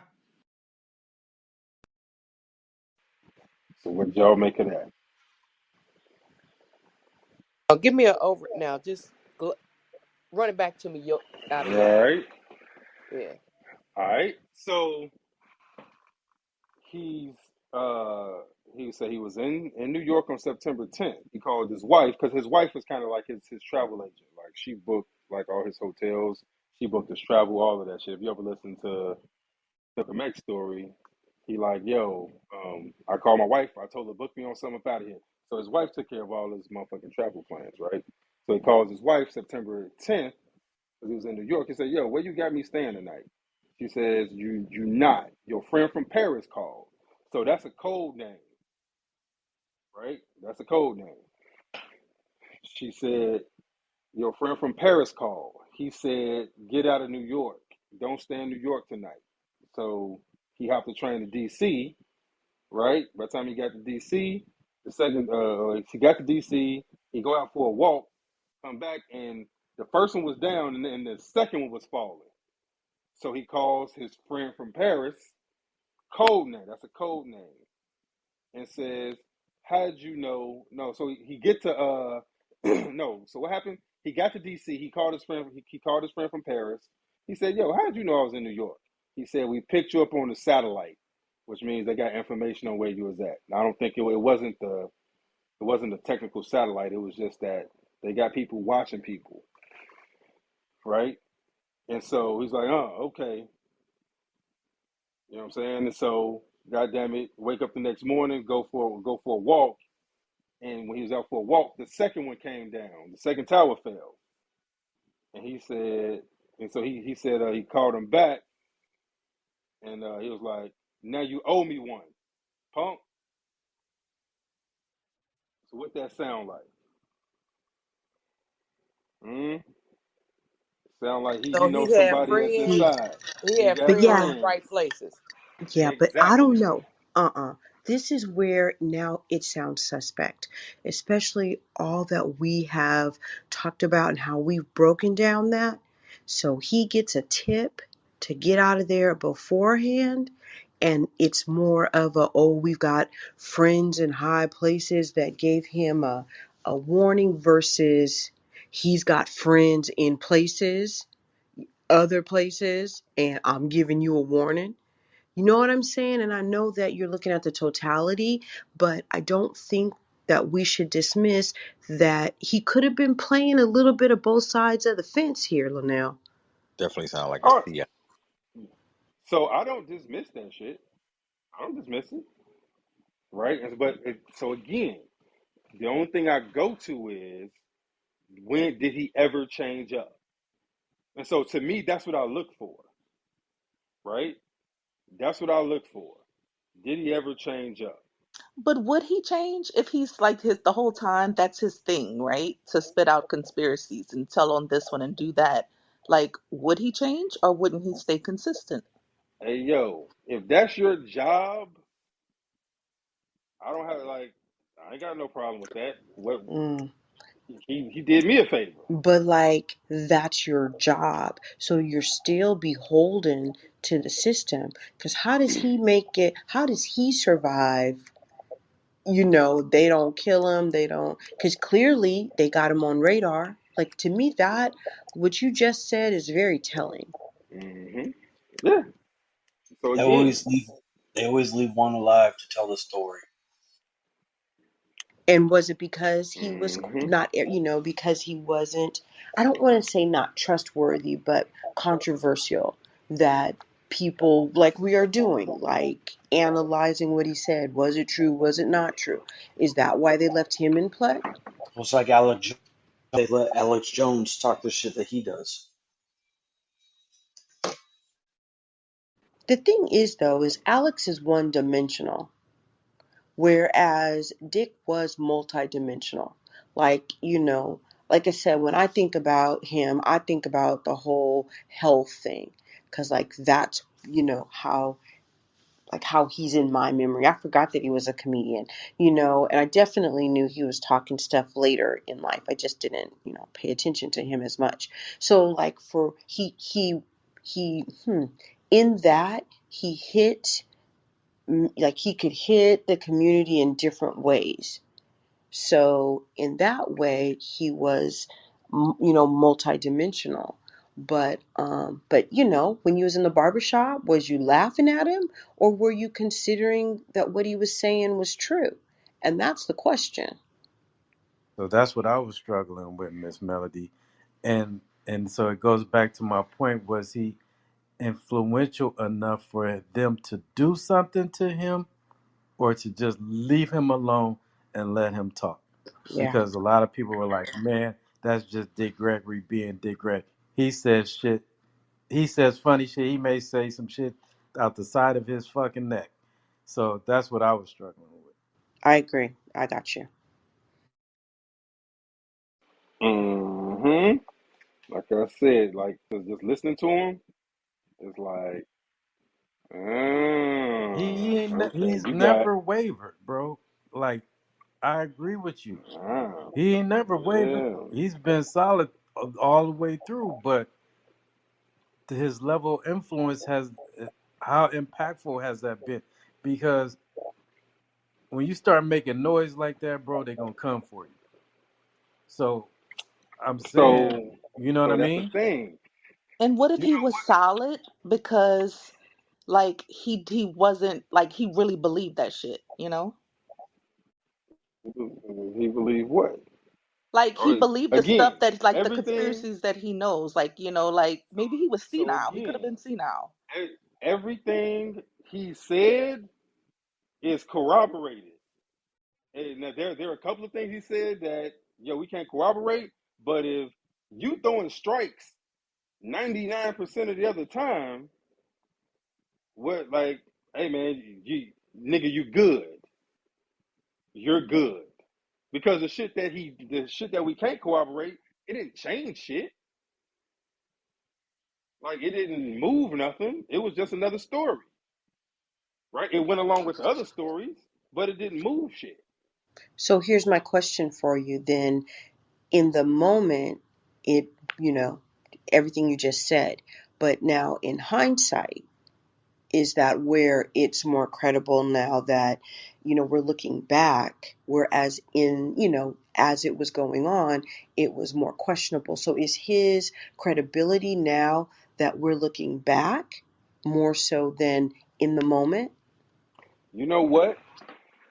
I think so, and that's why you know what, Miss Melody, when you talk about like why, and so somebody's like, well, why let him live, this, that, and the other, because in the moment, the shit he's saying, nobody fucking believed that shit. It's just like what Tim was just saying about Alex Jones. Alex Jones been saying a lot of the shit we saying right now is fact. He been saying that shit for years when motherfuckers didn't know what the fuck he was talking about, and they called him fucking crazy as shit. Man, this motherfucker just wild. He don't know what the fuck he talking about. People saying that shit about Dick Gregory. Like in the moment, niggas is like, what the fuck is this nigga talking about, bro? But I see So what you're that, saying, Solomon, about wearing those glasses, though. mm-hmm. And I mean, it ain't. Go ahead, bro. My bad. no. I just wanted to make that point. Well, you got to have those glasses Yeah, on. and it's not a lot of people with the glasses on, and it's in is not a lot, and it's even fewer that you have access to. Right? It's even fewer that are actually listening to you. You know what I mean? So he wasn't affecting, and he didn't move the needle enough in the present to warrant anything. He just seemed crazy. Because Okay, if so you, let me ask you this real quick before you go on. So is a possibility that he could possibly been a plant, with these other so-called black leaders uh in our community? so for that, so again, is it a possibility? Sure. But then my question is always, to what end? Right? A plant to do what? So if we talking about Al Sharpton, a plant, hell yeah, because we see Al the moves Al making. The conversation we was having earlier about John Stewart, was he a plant? I don't know if he was a plant, but he certainly has switched up, right? I don't know why he switched up, but he switched up. So I see the move, right? Jesse Because we Jackson, know, a plant. because just like you follow him, right, and you know his get down, you know something or somebody, entity, somebody got at him. You see what I'm Mm-hmm. saying? You don't switch up just for what? Hey, Do y'all know if he was Boule or if he was one of the part of the Divine Nine in any way? He maybe he was. I don't know. I think somebody said that earlier. Yeah, somebody commented earlier that he Yeah, was. but Because if it's so something, again, if it's anything like that, then that's just that's just gatekeepers stuff. You know what I'm saying? That's just to put someone out there to make them seem like they're important. Probably even have them talk about things that might be valuable or important to some hey, people, bro, but don't really go nowhere with it. You know what I'm saying? Like hey, my man, just to keep you in a pocket. at the time, bro, he was, dude, the shit he talks about, nobody fucks with. So That's Linnell, not a Yeah, I don't mainstream think D. thing. Gregory is bootleg. I don't even think he's a Mason or none of that. I nah, think he was. check it out. Like in Linnell, I don't know. I'm not gonna go to because I'm sure you're gonna get to it. But like the one thing that he presented that would suggest to say that he wasn't a plant was probably the biggest thing to set all this shit up, and that's JFK stuff. Like that's like all the other stuff, like all the little things, like it could definitely easily seem like he was kind of like when he says chosen, like when you're chosen, like he could have been chosen to be the one that receives and delivers this information because he's a comedian, right? There's a lot of different angles to that. One, the way they say things, the way they observe things, the way they present things. So they got that on tap. Two, he's a comedian. It could be a joke, could be sarcasm. All the comedians are always at that time. If you really look at the comedians that are around, like they were all a little bit wild. They're all a little bit artistic, and comedy was in a really interesting place at that point in time. But him in the JFK piece that he brought forward, that's what puts everything at a standstill, because that was the most damaging thing potentially to the United States government was that film coming out. I'll stop there because I'm sure you're going to cover it. So we're gonna talk about it because there's something he said about JFK that I wanna talk about. So let me see, where is it at? Um, let's see, and then we can talk about the JFK thing. All right. So here, so this kind of goes along the lines of what Tim was talking about, but we're Linnell, gonna you know get who into it. Steve Coakley is? Sorry to interrupt. Hell yeah, Okay, just making sure. yeah. If you look at the movie that Frank Sinatra just made, Oh, Manchurian Candidate. yeah. Now, when that came out, before Kennedy was hit, and they realized the big boys that they paid Sinatra and them hundreds of millions of dollars to pull that off the market for X amount of years. Now they know it's getting ready to come back on. So Denzel Washington, he don't know nothing. He's just an actor. He don't know nothing. Brilliant actor. That's all I expect out of him. So when Denzel Washington did the Manchurian Candidate, it was different. So all the young folks is born that saw the Manchurian Candidate, they didn't see the real one. They didn't see that Lee Harvey Oswald was treated the same way with brain control. You know. So that's what they do. They can do that anytime they want because they're in power. All right. So that's him alluding to the fact that Oswald was MK Ultra, right? So he didn't say that. He didn't say the technical name for the program, but he's alluding to MK Ultra, just like in the earlier clip I played. He's alluding to Operation Mockingbird. So he has all this information that he's putting out without saying like the technical name. He's just trying to tell people what the fuck is going on. Hey Tim, you want to talk about his connection to the JFK assassination right quick?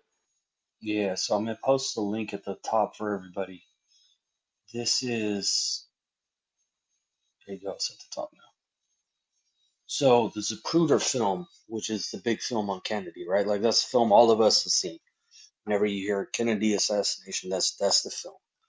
The Zapruder film uh, was brought forward to the Geraldo Rivera show by Dick Gregory. That's who surfaced it.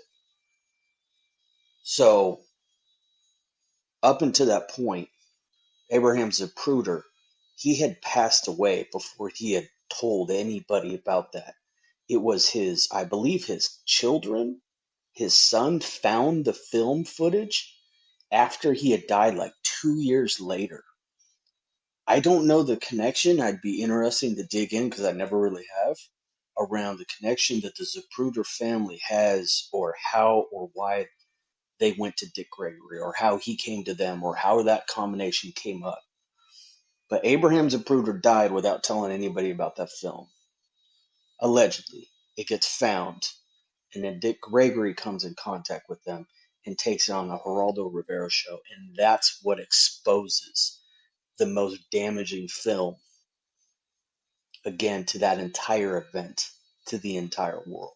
That's the one thing out of all the other ones that he could, if he was a plant and all that stuff, like that, if there's no reason why that would have been released if he was a plant, at least in my opinion.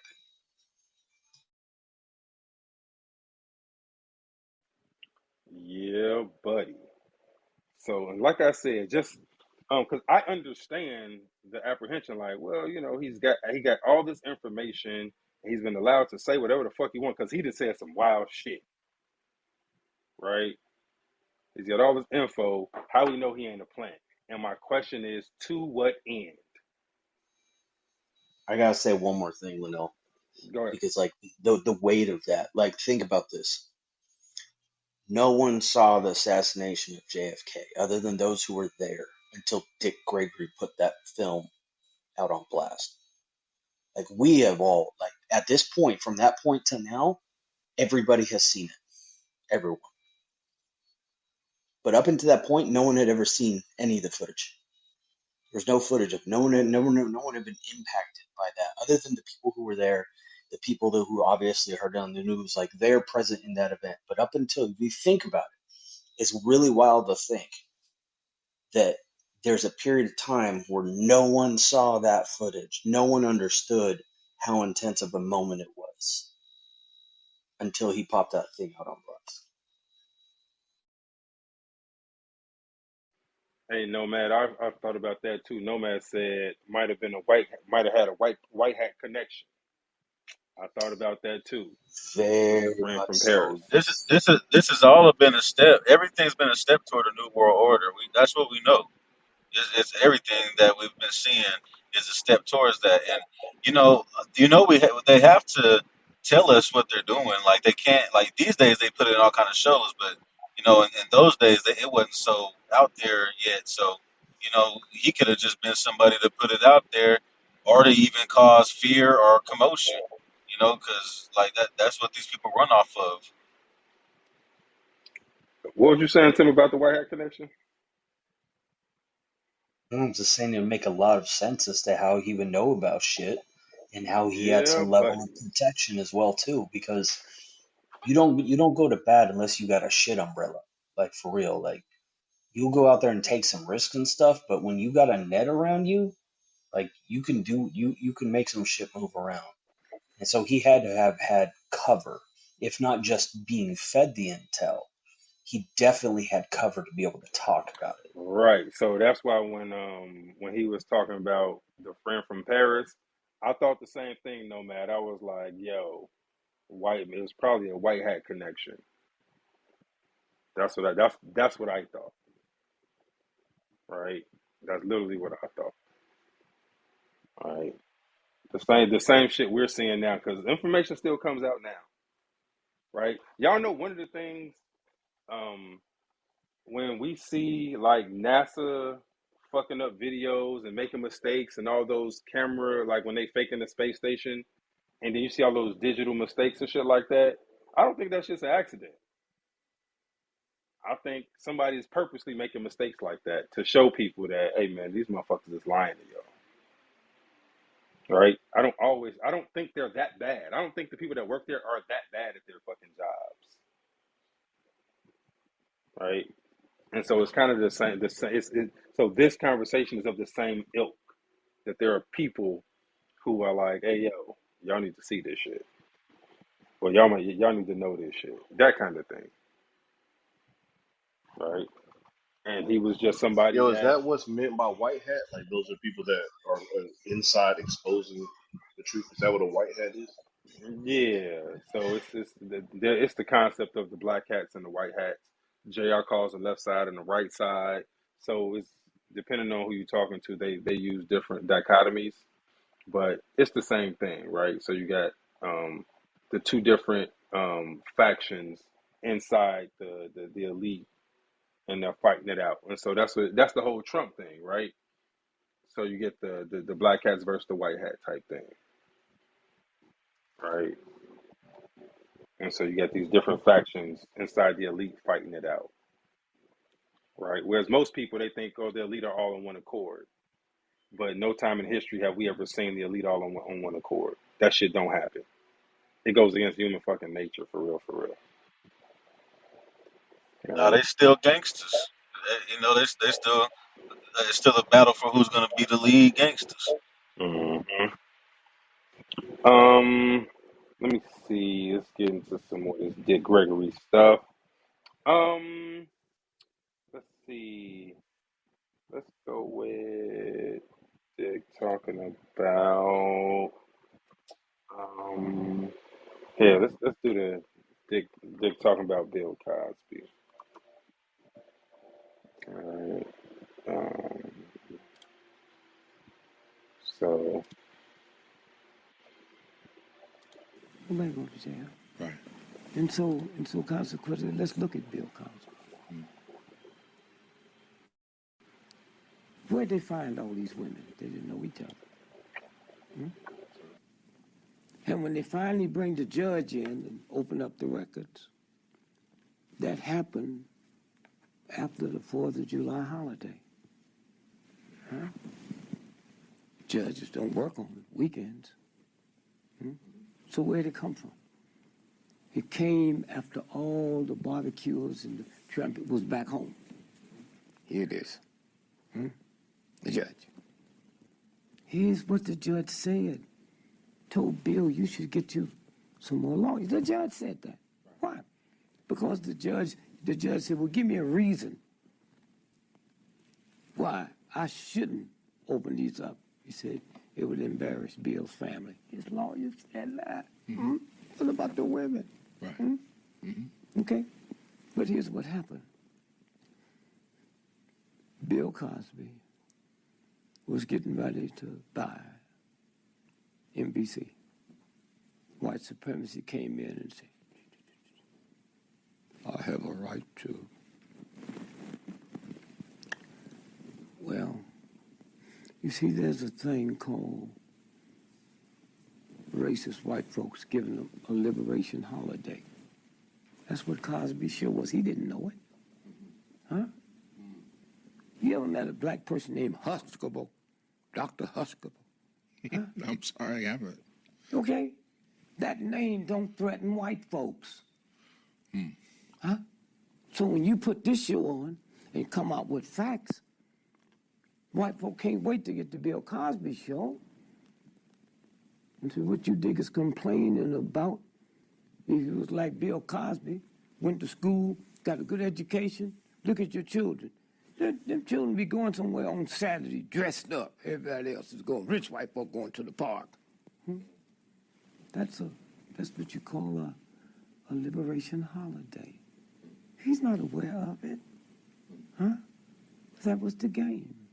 A liberation holiday. Okay? So this show here, you put stuff out there, they can't get a liberation holiday. Huh? It's uncut. It's pure. Yeah, and so consequently, when the Bill Cosby thing hit, he was negotiating buying NBC. Oh, that's when they killed his son. You ever ask yourself a question? White folks love Bill Cosby so much. They had commercials, man, where little white children was riding his back eating tapioca out of his eardrums. Daddy Bill. And so, how do they kill my son and I can't get a commercial? No more Jell-O commercial. I didn't kill nobody. My son didn't kill nobody. What's this about? Huh? That's what it's about. He knew something that most folk didn't know. That Mercedes he bought him, they had 3 boots. They only had them, and anybody can get them now. You get a flat, it reboots its own self. That's technology. He knew that. Plus, you know what kind of fool you got to be to want to rob somebody on the highway? I mean, that shit ended with stagecoaches, man. Huh? Cars traveling 30, 40, 50, 70 miles, and you gonna wait out there to rob one? Huh? Then he gets out and calls a white woman. She shows up in a miniskirt, mink coat, and high heel shoes to help him change a flat. When all you have to do is push your button and the flat change itself. Bill knew that. Then if you look at the police report, I read it all. No robbery. Here's $6,000 cash. All his credit card, cell phone. No robbery. Then 6 months later, they arrested an American, but he's a Russian immigrant. Right. So he did it. When we checked that out, he was in Mexico that night. So Bill knows this. So now 30 years later, they just busted him. The Hannibal. Huh? Hannibal Buress. Hannibal Buress. Who? The comedian Hannibal. Man, how come you ain't heard of him? They sent him there to do the trick, and you ain't heard of him. No more. Huh? It's a game. You never heard of him before? You haven't heard of him now. Bill Cosby and his wife wake up dead tomorrow. The world's convinced he committed suicide. You hear me? So, fun fact. I'll give y'all a real quick fun fact.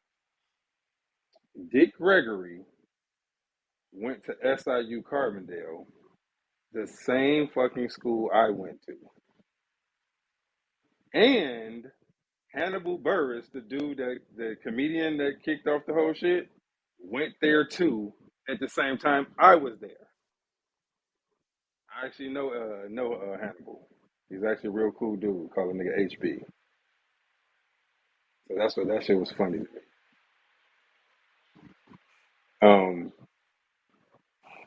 So that's Dick talking about Bill, right? So that's something that we alone suspected. That we talk about that shit all the time, right? How what they were punishing Bill for, right? They were punishing him for um, trying to do more than what he's allowed to do, right? So it's the same shit. This is literally the same shit that just happened with Tyler Perry, right? Now the difference is Tyler Perry was just trying to buy BET. BET ain't shit. But nigga, they took BET from Bob Johnson, right? So yeah, do y'all remember that BET used to be owned by Bob Johnson? I know a lot of y'all remember that shit. Nigga, they took that shit from his ass, right? And so then they come back talking about, oh yeah, all them stories about Tyler buying it, and you know, it's either going to be Magic or Tyler or this, that, and the other. It was never going to be none one of them niggas. They not selling fucking no network back to them niggas. That was a load of bullshit. They just took it away from a nigga. Why would they sell it back to a nigga, right? So that's him kind of breaking down the Bill Cosby thing, right? And so, like I said, that's one of them things that, yo, this ain't off in the woods. Like, this some shit that everybody kind of know about, right? Especially if you got the glasses on. You got the glasses, you see it. It's like, okay, I get you. Now, check out him. This is him talking about Michael Jordan and Magic Johnson. Michael knew that. Michael knew that. They busted Michael. Michael ain't got no money. Michael broke. That's chump stuff. It was like a gambling thing or something like that. You know, gambling. Broke. But this is now, we got this one Negro, so we don't have to get no more. His wife filed for divorce, and they said, he ain't got no money. Why y'all just stay there? How did it come out? Because Michael Jordan, the restaurants he owned, he signed a contract where he would show up X amount of times a year, and they went to court and found he just had 2%. So when they busted him, shaving points. Then in the process, they said, oh, wow, man, Magic Johnson's doing the same thing. So they said, oh, we're in trouble. That is basketball. So they made a deal. Magic, you say that you have AIDS, and you're going to get out. He kept gaining weight, man. Then the next thing you know, he was killed. Well, how come all them billionaire white folks that's dying from it didn't follow him? He never had it. Okay? And that big scandal with the basketball owner out there. Oh yeah, Sterling. Yeah, so that's a lover's quarrel. Absolutely. And he said, in Magic, you ought to apologize to the black community because you know Magic just get 2% of that. See how it works? Yeah. So here's what they did with Michael. Found his daddy dead in a car. So I go talk to a couple of state troopers. They say in the car, he just bought that car for his dad. And the name of the salesperson in Illinois, his card was up there. So that Magic and all of them said, well, we're going to get out. I'm just taking this is too hard.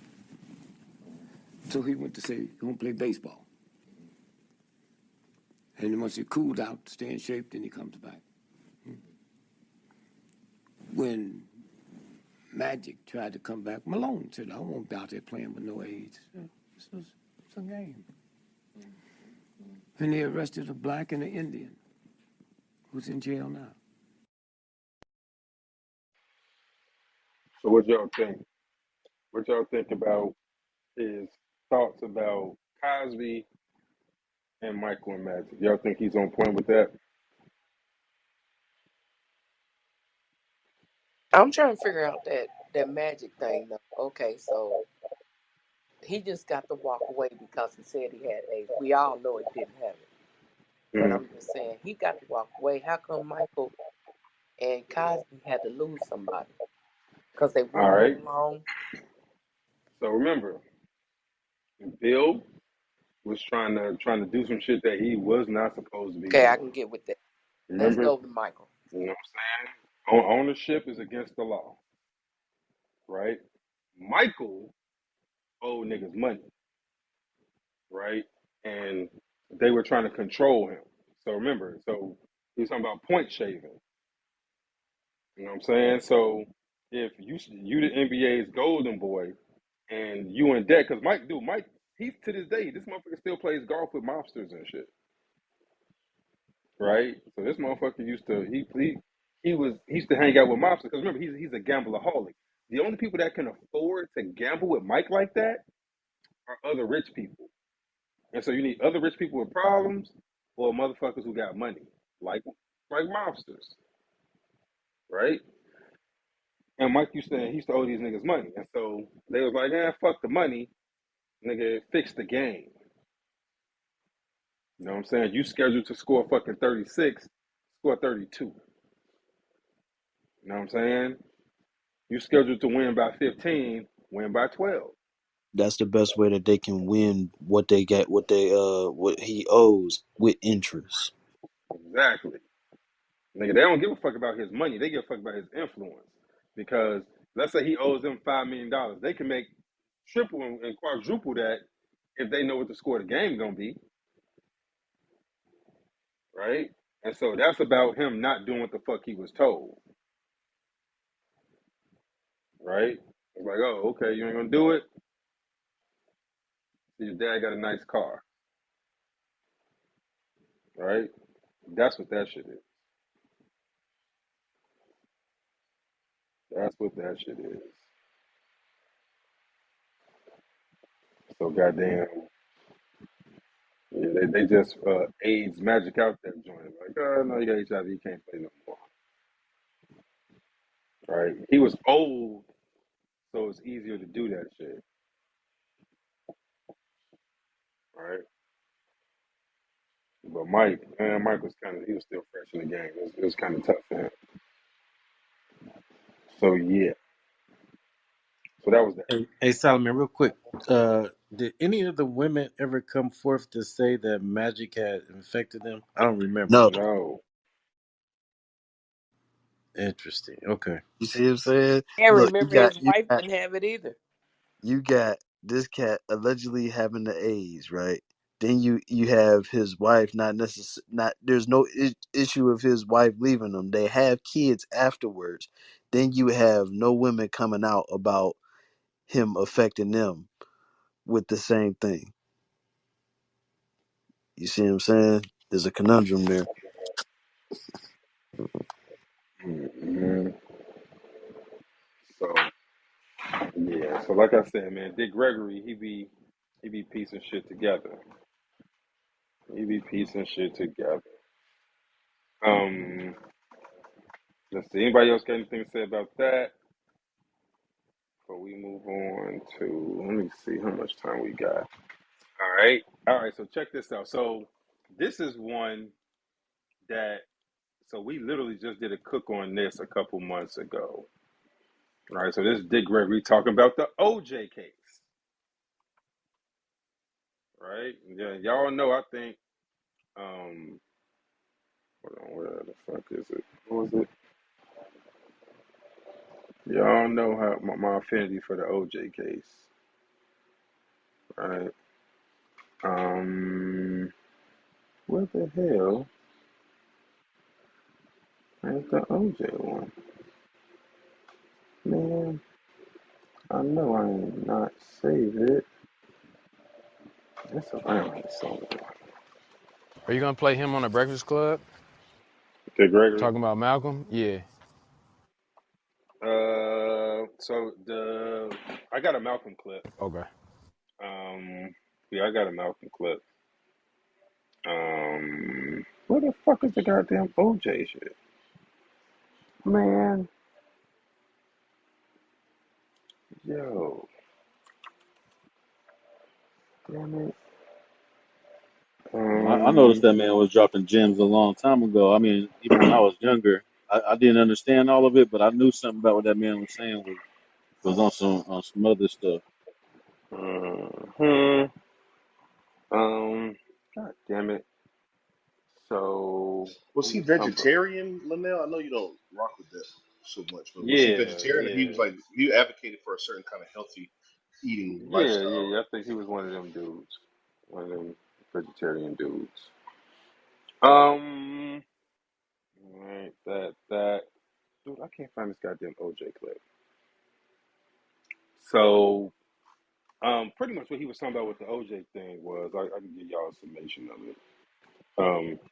He was talking about how he said OJ couldn't read or write, and that he kind of got pushed along in high school. His godfather was Marcus Allen. No, not Marcus Allen. Was it Willie Mays? It's one of them old niggas. Yeah, I think it was Willie Mays because Marcus is younger than him. Yeah, so it had to be like Willie Mays, some fucking body. So his goddad was Willie Mays. He's like, yo, Willie got him in a junior college, and then from the junior college he went to SC, and he broke all the records. And so Dick talks about the same thing we talked about, which is that with the phone records in the civil case, so the reporters reported because they asked they asked Nicole's mom, when's the last time you talked to your daughter? She said about 11 o'clock last night. And so people just kind of played past that. They figured out she don't know what the fuck she's talking about. So remember, the prosecution alleged that the killings took place at around 9 because OJ was on the plane by like 10. So if she talked to Nicole at 11, that means that Nicole couldn't have been dead when OJ was on the fucking plane. And so during the civil trial, hold on, I'll pull it up because I think I pulled this up for y'all. During the civil trial, OJ's attorneys sued to try to get the mom's phone records to see when did she actually talk to her daughter, and they were denied. Right? The judge denied to order Verizon to hand over the fucking records so that they could see what time Nicole's mom actually talked to him. Not only did she deny the fucking not only did the judge deny the request, but she sealed the records for 75 years. Right? So if he did it and like it's a slam dunk, then why the fuck are you denying requests to prove that he didn't do it? Right? That was the main part that blows the whole case up. That blows the fucking case up. And so remember, this is the civil trial. In the civil Ito, trial, the burden of proof is lower. yeah, Ito. Well, I wonder what judge was on that case. It wasn't Ito No, because no, it wasn't Ito. Ito. Yeah, Ito wasn't on the civil now the civil. Yeah, yeah, yeah. case. They sealed that bitch for 75 years. Everybody gonna be dead, huh? Exactly. So yeah, so that's what he was talking about with the OJ case. You know what I'm saying? But if you've been here, then you already know this shit because we talked about it, right? You know what I'm saying? And then, yo, anybody that thinks OJ did it, put a one in the chat. Let me see who I got in the room. Anybody that think OJ did it, put a one in the goddamn chat. X, get your ass out of here, nigga. You know, get your ass out of here. Madison, you for real think OJ did that shit, bro? Man, you know he murdered that lady. He All even right, wrote a book about if Madison. I would have did it. He didn't. First things first, he didn't write the book. Oh, okay. Somebody else wrote the book, and because he was broke, nigga, he signed a deal. He signed an endorsement deal because he had no fucking money. And is one thing I'm gonna say to you. So it's a bunch of shit that proves he didn't Nah, I do it. know he did do it because he was in the what's that? What's the 33 and the third movie? So it was like some kind of Illuminati ritual to get him knocked off or whatever. What's the movie? What's the cop movie that he's in? It's three of them. Naked Gun. Yeah, Naked Naked Gun. Gun 33 and the third. So it's like some kind of setup. What the 33 and the third movie got to do with the OJ case? I'm I curious. mean, it's just like some kind of Masonic type of ritual they did on him. That's what I said. Oh no, And the bro. movie just happens They to be was called they, 33 and the third. they was humiliating him in the whole Right. movie. I'm thinking that's what he's talking about. No, oh yeah, no, that ain't it, bro. They got killed in a drug deal, bro. So, nigga, she was a cokehead, he was a cokehead, and they motherfucking he actually worked at a mob restaurant, and that's where they hung out at. So, motherfucking, and the one fact, like I said, Who worked at the it's a restaurant? You talking about the man she was cheating on him with, Ron Brown or well, whatever his name is? she wasn't cheating on him because they was Oh, divorced. You know what I'm saying? Yeah. So yeah, he worked at a mob restaurant, the Mezzaluna, the place where he worked, where they just came from, and all that bullshit. It was a mob hangout, right? It was owned by mobsters and shit. So it's one Y'all know, thing. Kanye West's wife is a daughter of a mob boss. I did not know that, Yeah. but hey, Madison, is one thing, bro, that you need to know that'll take the whole that puts all that shit to bed. Do you know what a Colombian necktie is, bro? a Colombian necktie? Is that what you said? Yeah. You ever Yeah, I This heard know what that that term, nigga is. here. Colombian necktie? Yeah, I This know what that is. nigga here. Yeah, bro. So both of them niggas was Colombian necktie. You think OJ did So that that shit? was a mafia hit. That's what you're saying. That's how the mob That was, does stuff. yeah, bro. Uh, That was a hit, that's why he dog. was running like that. That's why he was running so damn fast with the bad knee. Yeah, bro. Both them niggas was Colombian necktie, dog. OJ didn't do that shit. You know what I'm saying? Um. All right. Here, let's see. You know what? Let's look at. Let's see that. So that's OJ. Um. Let's look at. All right. So you know what? Somebody brought up AIDS. Now let's look at Dick Gregory talking about AIDS. All right. So check this shit out. 3 different days, headlines on the front page: AIDS and the African. AIDS and the African. Oh, what's wrong with them? Well, let me tell you something. My oldest daughter, when she was working on her doctor's at the London School of Economics, me and Jose Williams had been halfway around the world. I said, hey, come here, let's go see this little chump daughter of mine.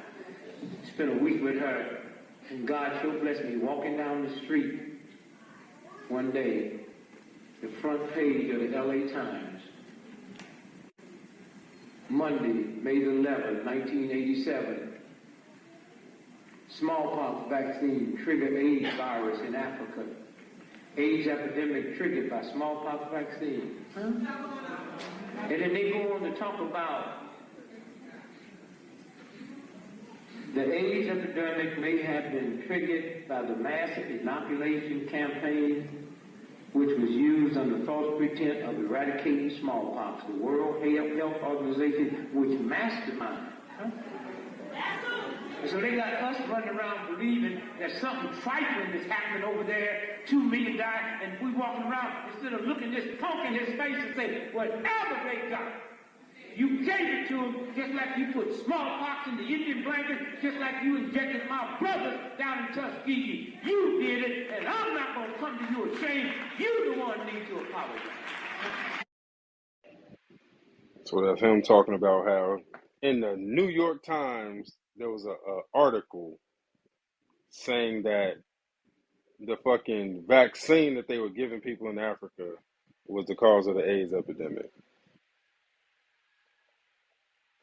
right? And then they quickly changed the narrative to what the fuck the cause was there. But they were injecting these motherfuckers with shit. You know what I'm saying? They was injecting them with it.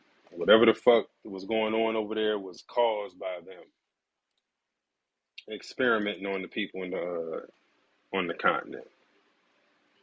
All right. Let's see. How about the heart attack gun with Michael Jackson? You know what? I didn't even pull that clip. I was too busy pulling other shit because I know we had just talked about that shit. Hey yo, hold on. I was gonna play the DC Sniper joint. What y'all know about the DC Sniper? Yeah, is anybody here old enough to remember the DC Sniper? I don't think people here are old enough to remember the DC Sniper. Come The on, DC sniper man. wasn't that long ago, my nigga. Yeah, Come I'm on, 38. bro. Hey, bro. Let Did me you see. see Put a the one in the. Did you see the Hmm? movie?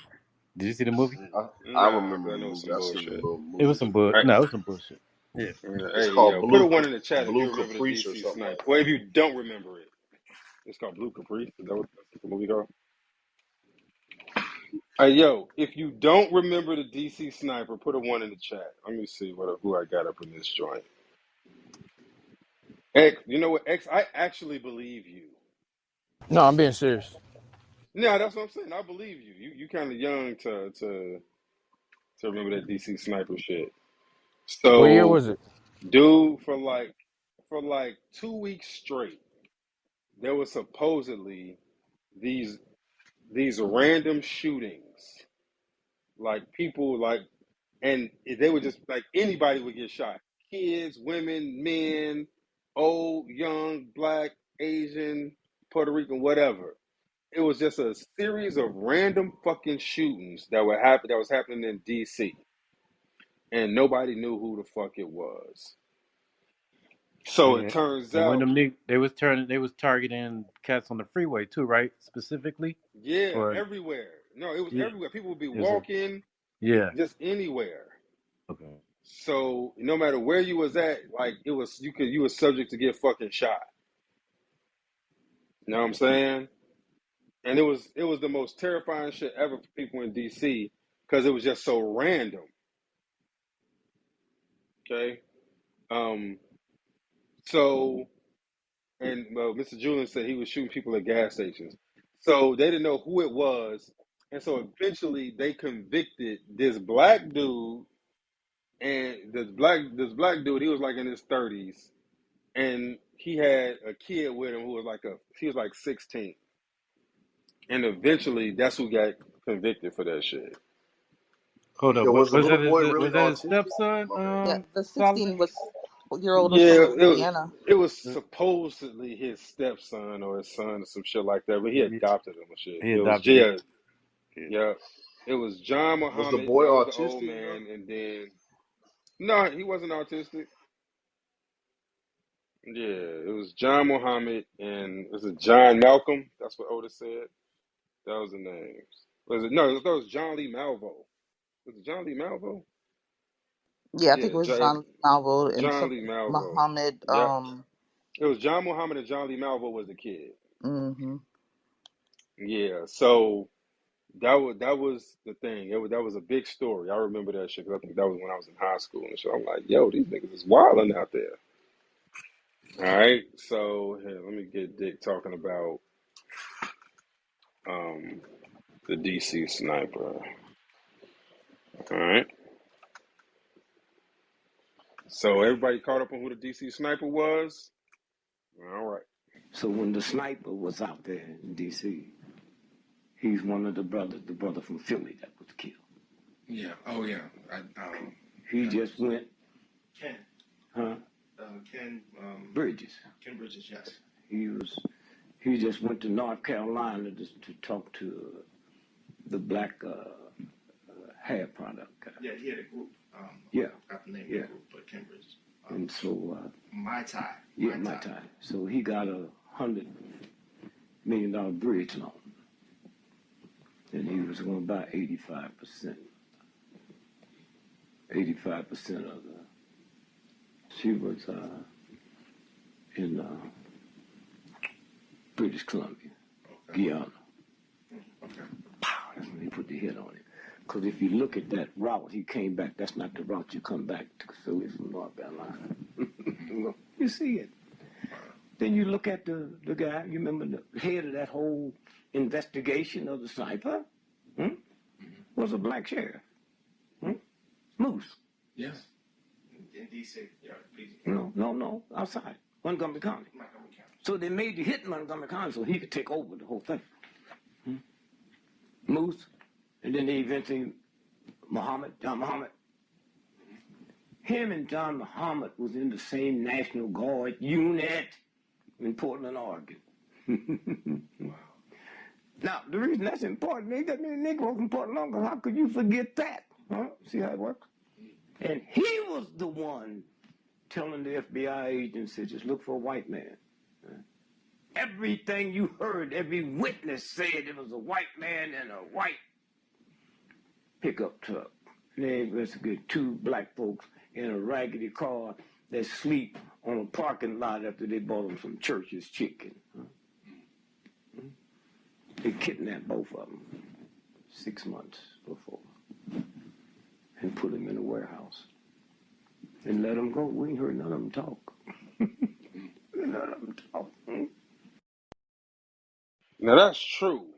Dude, has anybody seen any fucking interviews with the sniper? I don't remember. It was so long ago. I just knew one of them was from Louisiana, and that's like pretty much all I knew. And I know that, they didn't fit the typical description, like the typical identities of Mm-hmm. people. Are the Mm-hmm. Negroes even still living? The kid is. I don't know if the adult dude. I don't know if John Muhammad is, but I think the John Lee Malvo dude is. Mm-hmm.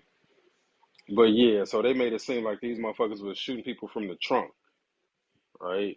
It's like this is one of the first kind of black serial killers for real, like in modern history. That shit was that was Right. wild. That was crazy. Yeah, so what he's saying is, yo, they framed these motherfuckers, right? Which, when you look at the history of, like, you look at Kennedy assassination, um, you look at, let's see, the Kennedy assassination, you look at the Martin Luther King assassination, Malcolm X, like all of it, it's a bunch of people that got framed, right? These are people that get framed, right? As a matter of fact, here, let's look at the Malcolm X assassination. So he's going to talk about the Malcolm X assassination. So wait, what was the ultimate? What was the reason for wanting to frame Oh, these so two you know black what he guys? was talking about? The dude that he was talking about before. Apparently, he had some sort of invention, and he was finna I think it was a health invention. It was somehow to do with health. Um, so the audio was kind of muffled around that area. That's why I skipped it. But he was talking about something that he had invented. That's why he went to North Carolina to kind of do a business deal, and he had got funding for it. He was finna buy um, some major a major piece in his company. Um, so he was saying that it was a hit for that, and then they used the random shootings to cover that shit the fuck up. So the official story is um, that he wanted to kill his wife. He wanted to kill his ex-wife, and so he killed his ex-wife and then killed a whole bunch of other people to cover it up. Then Gregory is saying that no, they wanted to kill this one dude who was inventing something that had to do with health, and they needed a cover story for that, and so they created the sniper narrative. So here, let's get into so this kind of goes along with the same narrative when we talk about um, the history of them framing people for murders and then inventing a narrative around it. So this is Dick Gregory talking about the assassination of Malcolm X. Black folks that they got to kill Malcolm, Malcolm was standing on a stage like I am. They threw a smoke bomb in the back. When everybody got to watch the commotion, the brothers ran up with double-barrel shotguns and shot him. But under the Freedom of Information Act, we were able to get the autopsy of Malcolm, and all the bullets in Malcolm is going down. Now, I can't stand on this stage and y'all down there pointing up, which means the government has such a low view of those black folks that would do it. They didn't even give them real bullets. They gave them blanks. Malcolm was shot from the ceiling top. And also under the Freedom of Information, the CIA have been forced to admit that they rented the Oliver Ballroom a week before. And that's when they went in there and tore them walls out and put them guns in the wall and shot him from a downward projection. So he goes on to tell it's a couple more details that are important in that story, which is Malcolm's security guard, who when they laid Malcolm down, Malcolm's security guard. So the one thing you don't do to somebody that's shot in the chest, right, is pump air into their fucking lungs, right, because they drowning in their own fucking blood. And the first thing that his security guard did was lay him down and start fucking blowing fucking air in his chest. So his security guard was helping finish the job, right? His security guard was finishing the job. And his security guard turned out to be a motherfucking informant, right? So Malcolm was surrounded by fucking informants. If you ever hear Dick Gregory um, talk about goddamn all the shit that happened with Malcolm. So so this is one of the things where he talks about how he was supposed to be there, right? And I think just like earlier we was talking about, he got a phone call that told him to leave New York. Somebody called and told him what the fuck was gonna happen at the ballroom, and he told Malcolm, "Don't do it." He was like, "Hey man, they gonna kill you, bro." TJ, you say Malcolm was killed by the nation? Hell no, Malcolm wasn't killed by the nation, right? That's like saying Martin Luther King was killed by some random white dude for no reason. No, the same people that killed Malcolm, killed Martin, killed all these motherfuckers, right? Then you just heard Dick Gregory talk about how the fucking CIA rented out the ballroom the week before the practice. They literally rented out the goddamn ballroom the week before the practice. You know what I'm saying? Can I play the second part to what you're talking about? Well, not the second part, but just a little more context. Yeah, go ahead. His farm to pay off his bills. Do that sound like somebody getting robbed? You right? That's a game they play. What about the autobiography of Malcolm X? Did he write that? He didn't write it. I'm telling you now. See, here's how it works. We knew he was writing it. So when he got killed, we didn't know they changed scripts as a CIA document. All that's it. Okay. So now, me and Malcolm was good friends. So Malcolm called me. I was here, closing at a nightclub Saturday. No, Sunday. So he called Dick Gregory, Malcolm X, Black for you to come by the mosque. He's such a humble guy. Two people I would never want to be around. Malcolm X and Richard Pryor. They're so bashful and humble. You can't even, you don't even want to look at them. Two of the greatest spirits ever. That's when that camera come on. When that camera come on. But other than that, Malcolm called everybody. Yes or no, so white folks, children, grown folks. You know, but when that camera came on, nah. So I told Malcolm, I said, hey, man, I won't be there. I'm not going to let the government get two for the price of one. Damn. And when I hang up, I'm calling Adam Powell and tell him don't go down there today. Now, have you seen the pictures? They were shooting up. He's on stage. I got the autopsy. That's, when you get bold and crazy, they always think niggas crazy, but just act crazy.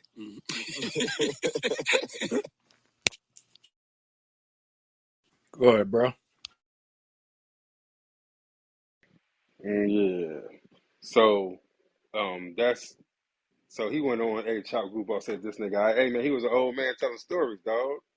He's keeping it a stack. So yeah, that was he tells like, yo, I'm not gonna let them get both of us, right? Nigga, they gonna kill you. And he was like, yo, you don't do it. And I was like, nah, I'm gonna do it. And he did it, right? So he already knew what the Did he fuck was tell him going that? on. But Did he tell him that for real, or did Bumpy Johnson tell him that shit? man, they put that shit in the Bumpy Johnson movie. The Bumpy Johnson didn't say that shit.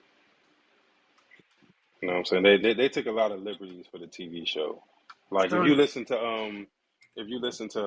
him talk about, I mean, what X was just playing. So he Mm-hmm. was kind of talking about the Alex Haley script, right? Where he was Mm-hmm. like, "Yo, the autobiography, nigga, He Alex said Malcolm and didn't even. He said Malcolm didn't write it.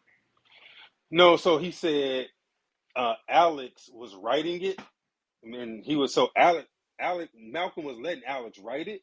Mm-hmm. But after Malcolm died, the shit that he was writing got switched out for the CIA approved shit. Okay. So that wasn't the real shit, Okay. right? And so even in the movie, the way that they portrayed Malcolm, he was like, nah, they put some demeaning shit on Malcolm that he would never do. That's why Dick Gregory hated that fucking movie. He's like, man, that's a piece of shit. Right. He hated that fucking movie, right? He was like, man, they had Malcolm putting his head in the toilet. He would never do no shit like that. That shit dumb as fuck.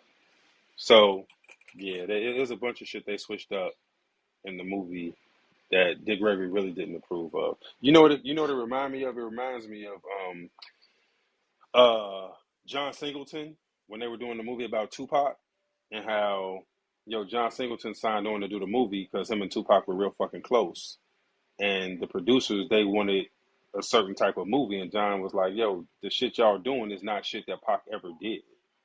He's not the dude y'all trying to portray him as. It's some bullshit." And so he quit. And as soon as he quit the movie, I never wanted to see it. So check this out. If they doing a movie about me, and my closest homeboy is like, and he's supposed to be helping with the movie and directing and writing and all that shit, and he walk away saying, yo, that's some bullshit, don't go see the movie. Because these niggas is finna lie. They're finna be on some bullshit. And that's what John Singleton did about, like, that's what he did with the Tupac movie and Dick Gregory. He said, fuck that Malcolm X movie. It's a piece of shit. And so I believe people that who they was homeboys with. If your homeboy say, nigga, that ain't my man, then fuck am I looking at that shit for? Feel me? Yo. All right, so that was him talking about Malcolm. And so I'm gonna close with him talking about King, right? So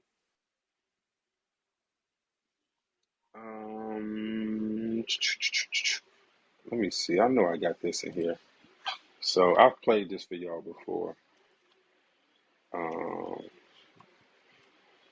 So Billy Counts. What did I put it? What did I put it under?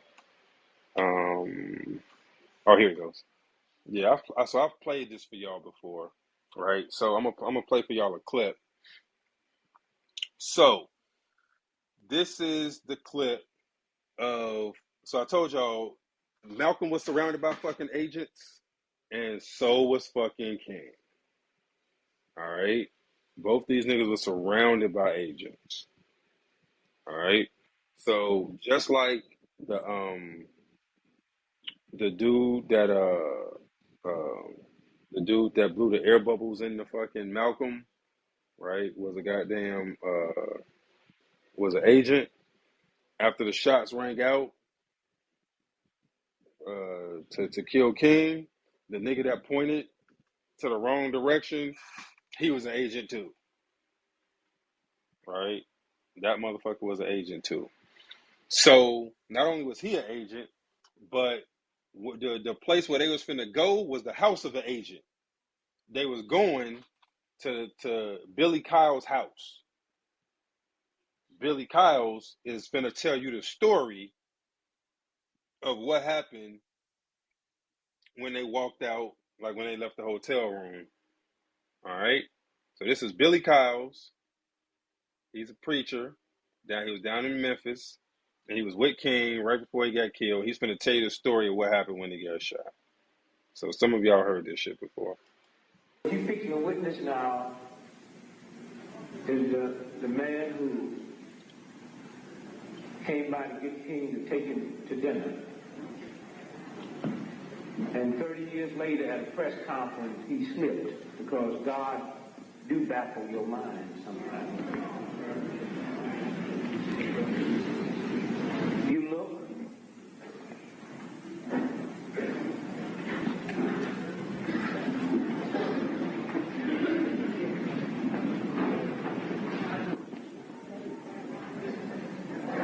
Some of the activities are geared especially for the young who did not have a chance to get to feel or to know what the civil rights movement actually was about. Even as they marched, now they could have stopped in a hotel, but when you think about marching from Memphis to Jackson or Jackson to Memphis, there were no hotels. You stayed in churches, you stayed in people's homes, and that's how we got over, that's how we got through. The struggle was a spiritual struggle. You couldn't pay people to do what we had to do. You couldn't pay people to stand before mad dogs and fire hoses and billy clubs and cattle prods. It was strictly a spiritual and moral movement. So we wanted that dimension to be in the pilgrimage to Memphis. We will revisit the mountaintop speech site. That's the Mason's Temple, where Dr. King made his last address, which he almost didn't make, because the night that we were having that rally, there were tornado warnings, and he was behind on the Poor People's Campaign. And he said, you guys go on over and have the rally. I'm going to stay at the motel and work on the Poor People's Campaign. When we got there and Dr. Abernathy walked in and Jesse Jackson walked in and I walked in and others, people started clapping because they thought Martin was behind us. And so Ralph's preacher sense said to him, this is not our crowd. And he went to the phone and called Dr. King, and any of the marches that we had in those days, you have an opportunity to bring the children and bring the family and march with us. And when I finished sharing with them the last hour of Dr. King's life, no hurry, but that gave me the wonderful privilege of spending the last hour on earth. 3 preachers in a room, Abernathy, King, and Kyle. And we spent that last hour together in room 306 at the Lorraine Motel. The press is always curious, and writers, what went on? What did you talk about? I say, we just talk preacher talk. What preachers talk about when they get together. Y'all pay real attention and to all what you're fixing to hear now. About 5:45, we walked on the balcony, and he was talking to people in the courtyard. He stood here and I stood there. Only as I moved away, so he could have a clear shot, the shot rang out. Thank you. I turned around and then announced him back on the balcony. So did y'all hear it? Catch it? Mm-hmm. So he was telling the story about, so he was sitting in front of a crowd, or he was standing in front of a crowd, recounting the last kind of moments with King. And he says, yeah, as we walked outside, and I moved to the left so he could get a clearer shot, did the shot ring out. So he got caught reminiscing. And he literally put himself back in his mindset during that day. So he literally walked out and moved to the left just like they practiced it. All right? Agent shit. Agent fucking shit.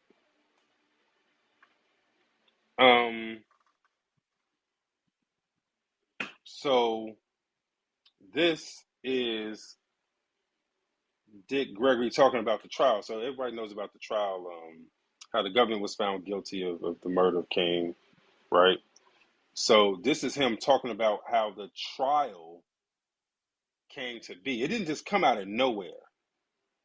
So the trial came from somewhere. Like it was initiated by a party. And so he's going to tell you exactly how the trial got initiated.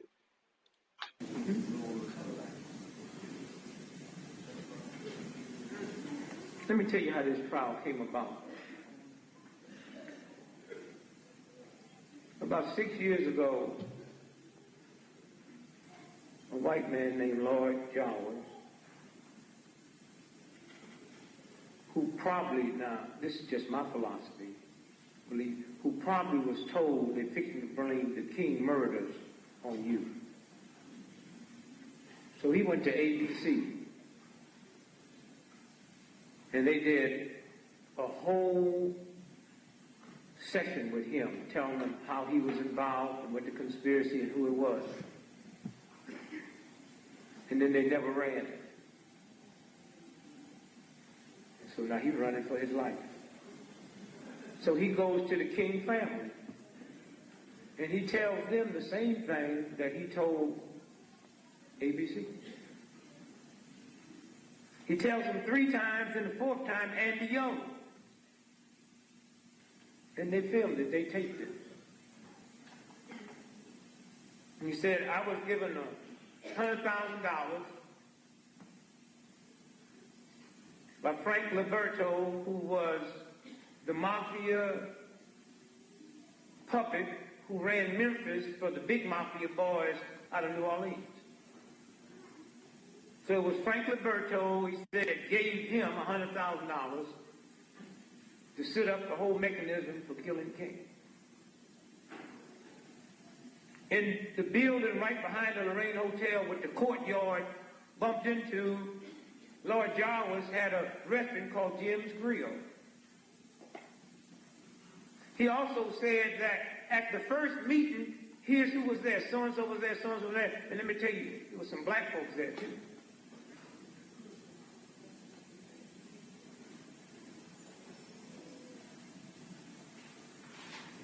The black man in the very famous picture that was leaning over Martin Luther King, Merle McClellan, he was there at the first meeting. We didn't know at the time his job was to do two things. One was to point everybody in the wrong direction. It was him that pointed and said the shots came from there. Not only was he an undercover cop, he was so undercover that his paycheck didn't even come from the Memphis Police Department, came from the utility company. And now tonight, as we sit here, he's a CIA agent. So that's how the trial came about. Because the dude that helped organize the shit got wind that they was about to blame him for it. And he went and told the fucking family what the fuck happened. Right. Um Hey, yo, it goes a little bit deeper than that in some brackets because you King was a boule, and he was one of their poster childs. He was supposed to be anyway. But when he started like rubbing elbows with the likes of people like Malcolm X, they look at that as him being contaminated because he like the black man was never gonna go towards the new world order if they didn't implement King and the whole idea of what he was what he was bringing about with the whole integration stuff. You see, Malcolm X was talking about black nationalism, and then we got King talking about integration. And so when Malcolm started getting in King's ear, that's why they both had to go. Yeah, so we what you're saying is true, right? So we had a whole discussion about that, bro. About actually King, he was a pawn. Like he was groomed as a pawn, right? His name wasn't even Martin, right? They just changed that shit to so his dad changed his name to Martin Luther to as a symbol of like the was it like the Calvinist Martin Luther, right? So his dad changed his name, and so he changed his son's name. His legal name was Michael King. He never really changed his name, right? He never changed his name at all, and so he had been groomed for the shit that they were doing. They were using him as a tool of the fucking communists, right? So he like everything like the entire civil rights movement was a communist movement. The communists like was funding and training these motherfuckers. It's pictures of King at communist training camps and shit. So he was functioning as a tool of communists, and they were using communist tactics. So what got him in trouble was when he stopped doing that shit, and he when he realized that he had been used to do bullshit, and he started breaking away and doing the other thing. So what you're saying about him having a mindset shift is 1,000% true. And so he was using his name and the cachet that they gave him to now weaponize it against them. And that's when they was like, all right, it's this enough of this nigga. We used him for what we needed him for, which they did, and he knew that shit. And so they was like, all right, he got no more usefulness, and then they fucking killed him. Right? And they started talking that reparations too. Mm-hmm. Hey, yo. All right, hold on, real quick. So it's what 7:30. You know what? We gonna pick this. We gonna pick the last of this up on the recap. It's a couple more things, but we're gonna talk about that shit on the recap. I think the recap is next week. Is the recap next week? Hold on, let me see. Um, yeah, I think the recap is next week. Yeah, the recap is next week. We're gonna do it. We're gonna do the recap on the first. All right. So we're gonna pick the last little bits of it up on the first. Then we pretty deep in this bitch. We 7 hours in. I ain't expect to be 7 hours in. But no, this was cool. Yo, anybody got any questions before we get up out of here? Um, no. All right. So Yo, I think like we doing this, D. Gregory. I would love to hear you us discuss or talk about who I asked you about earlier, Steve Coakley. Steve Like a night, Coakley. yeah, I would Yeah, love a night like yeah, this about Steve yeah, Coakley. yeah. I fucks R.I.P. with Steve Coakley, dog. My man. Yeah, I like him. Yeah, I fucks with Steve Coakley. All right, that's cool. Yeah, I put it on the list, bro. I'll put it on the list. Um, all right. So real quick, man, I appreciate y'all hanging out with the fam, bro. We're back on Wednesday. What we're gonna talk about on Wednesday? I have no clue. I'm gonna reach into my bag of tricks and then we'll come up with something. But if you like this joint, if you like how we get down, you like how we give it up, um, you gotta follow the house if you wanna know when we open up, when the show starts. I can already tell you the show's on Wednesdays and Fridays. But if you need that general reminder, by all means, follow the house. So when I schedule it, you'll get it. The other thing is, if this ain't your first time here, we always looking for feedback. I just put a link up top. Click the link, take 63 seconds, and fill out the survey, man. Help us improve the show. All right. Um, yeah, because we always trying to get better, right? And as the show grows, as the audience grows, we get more people here every week.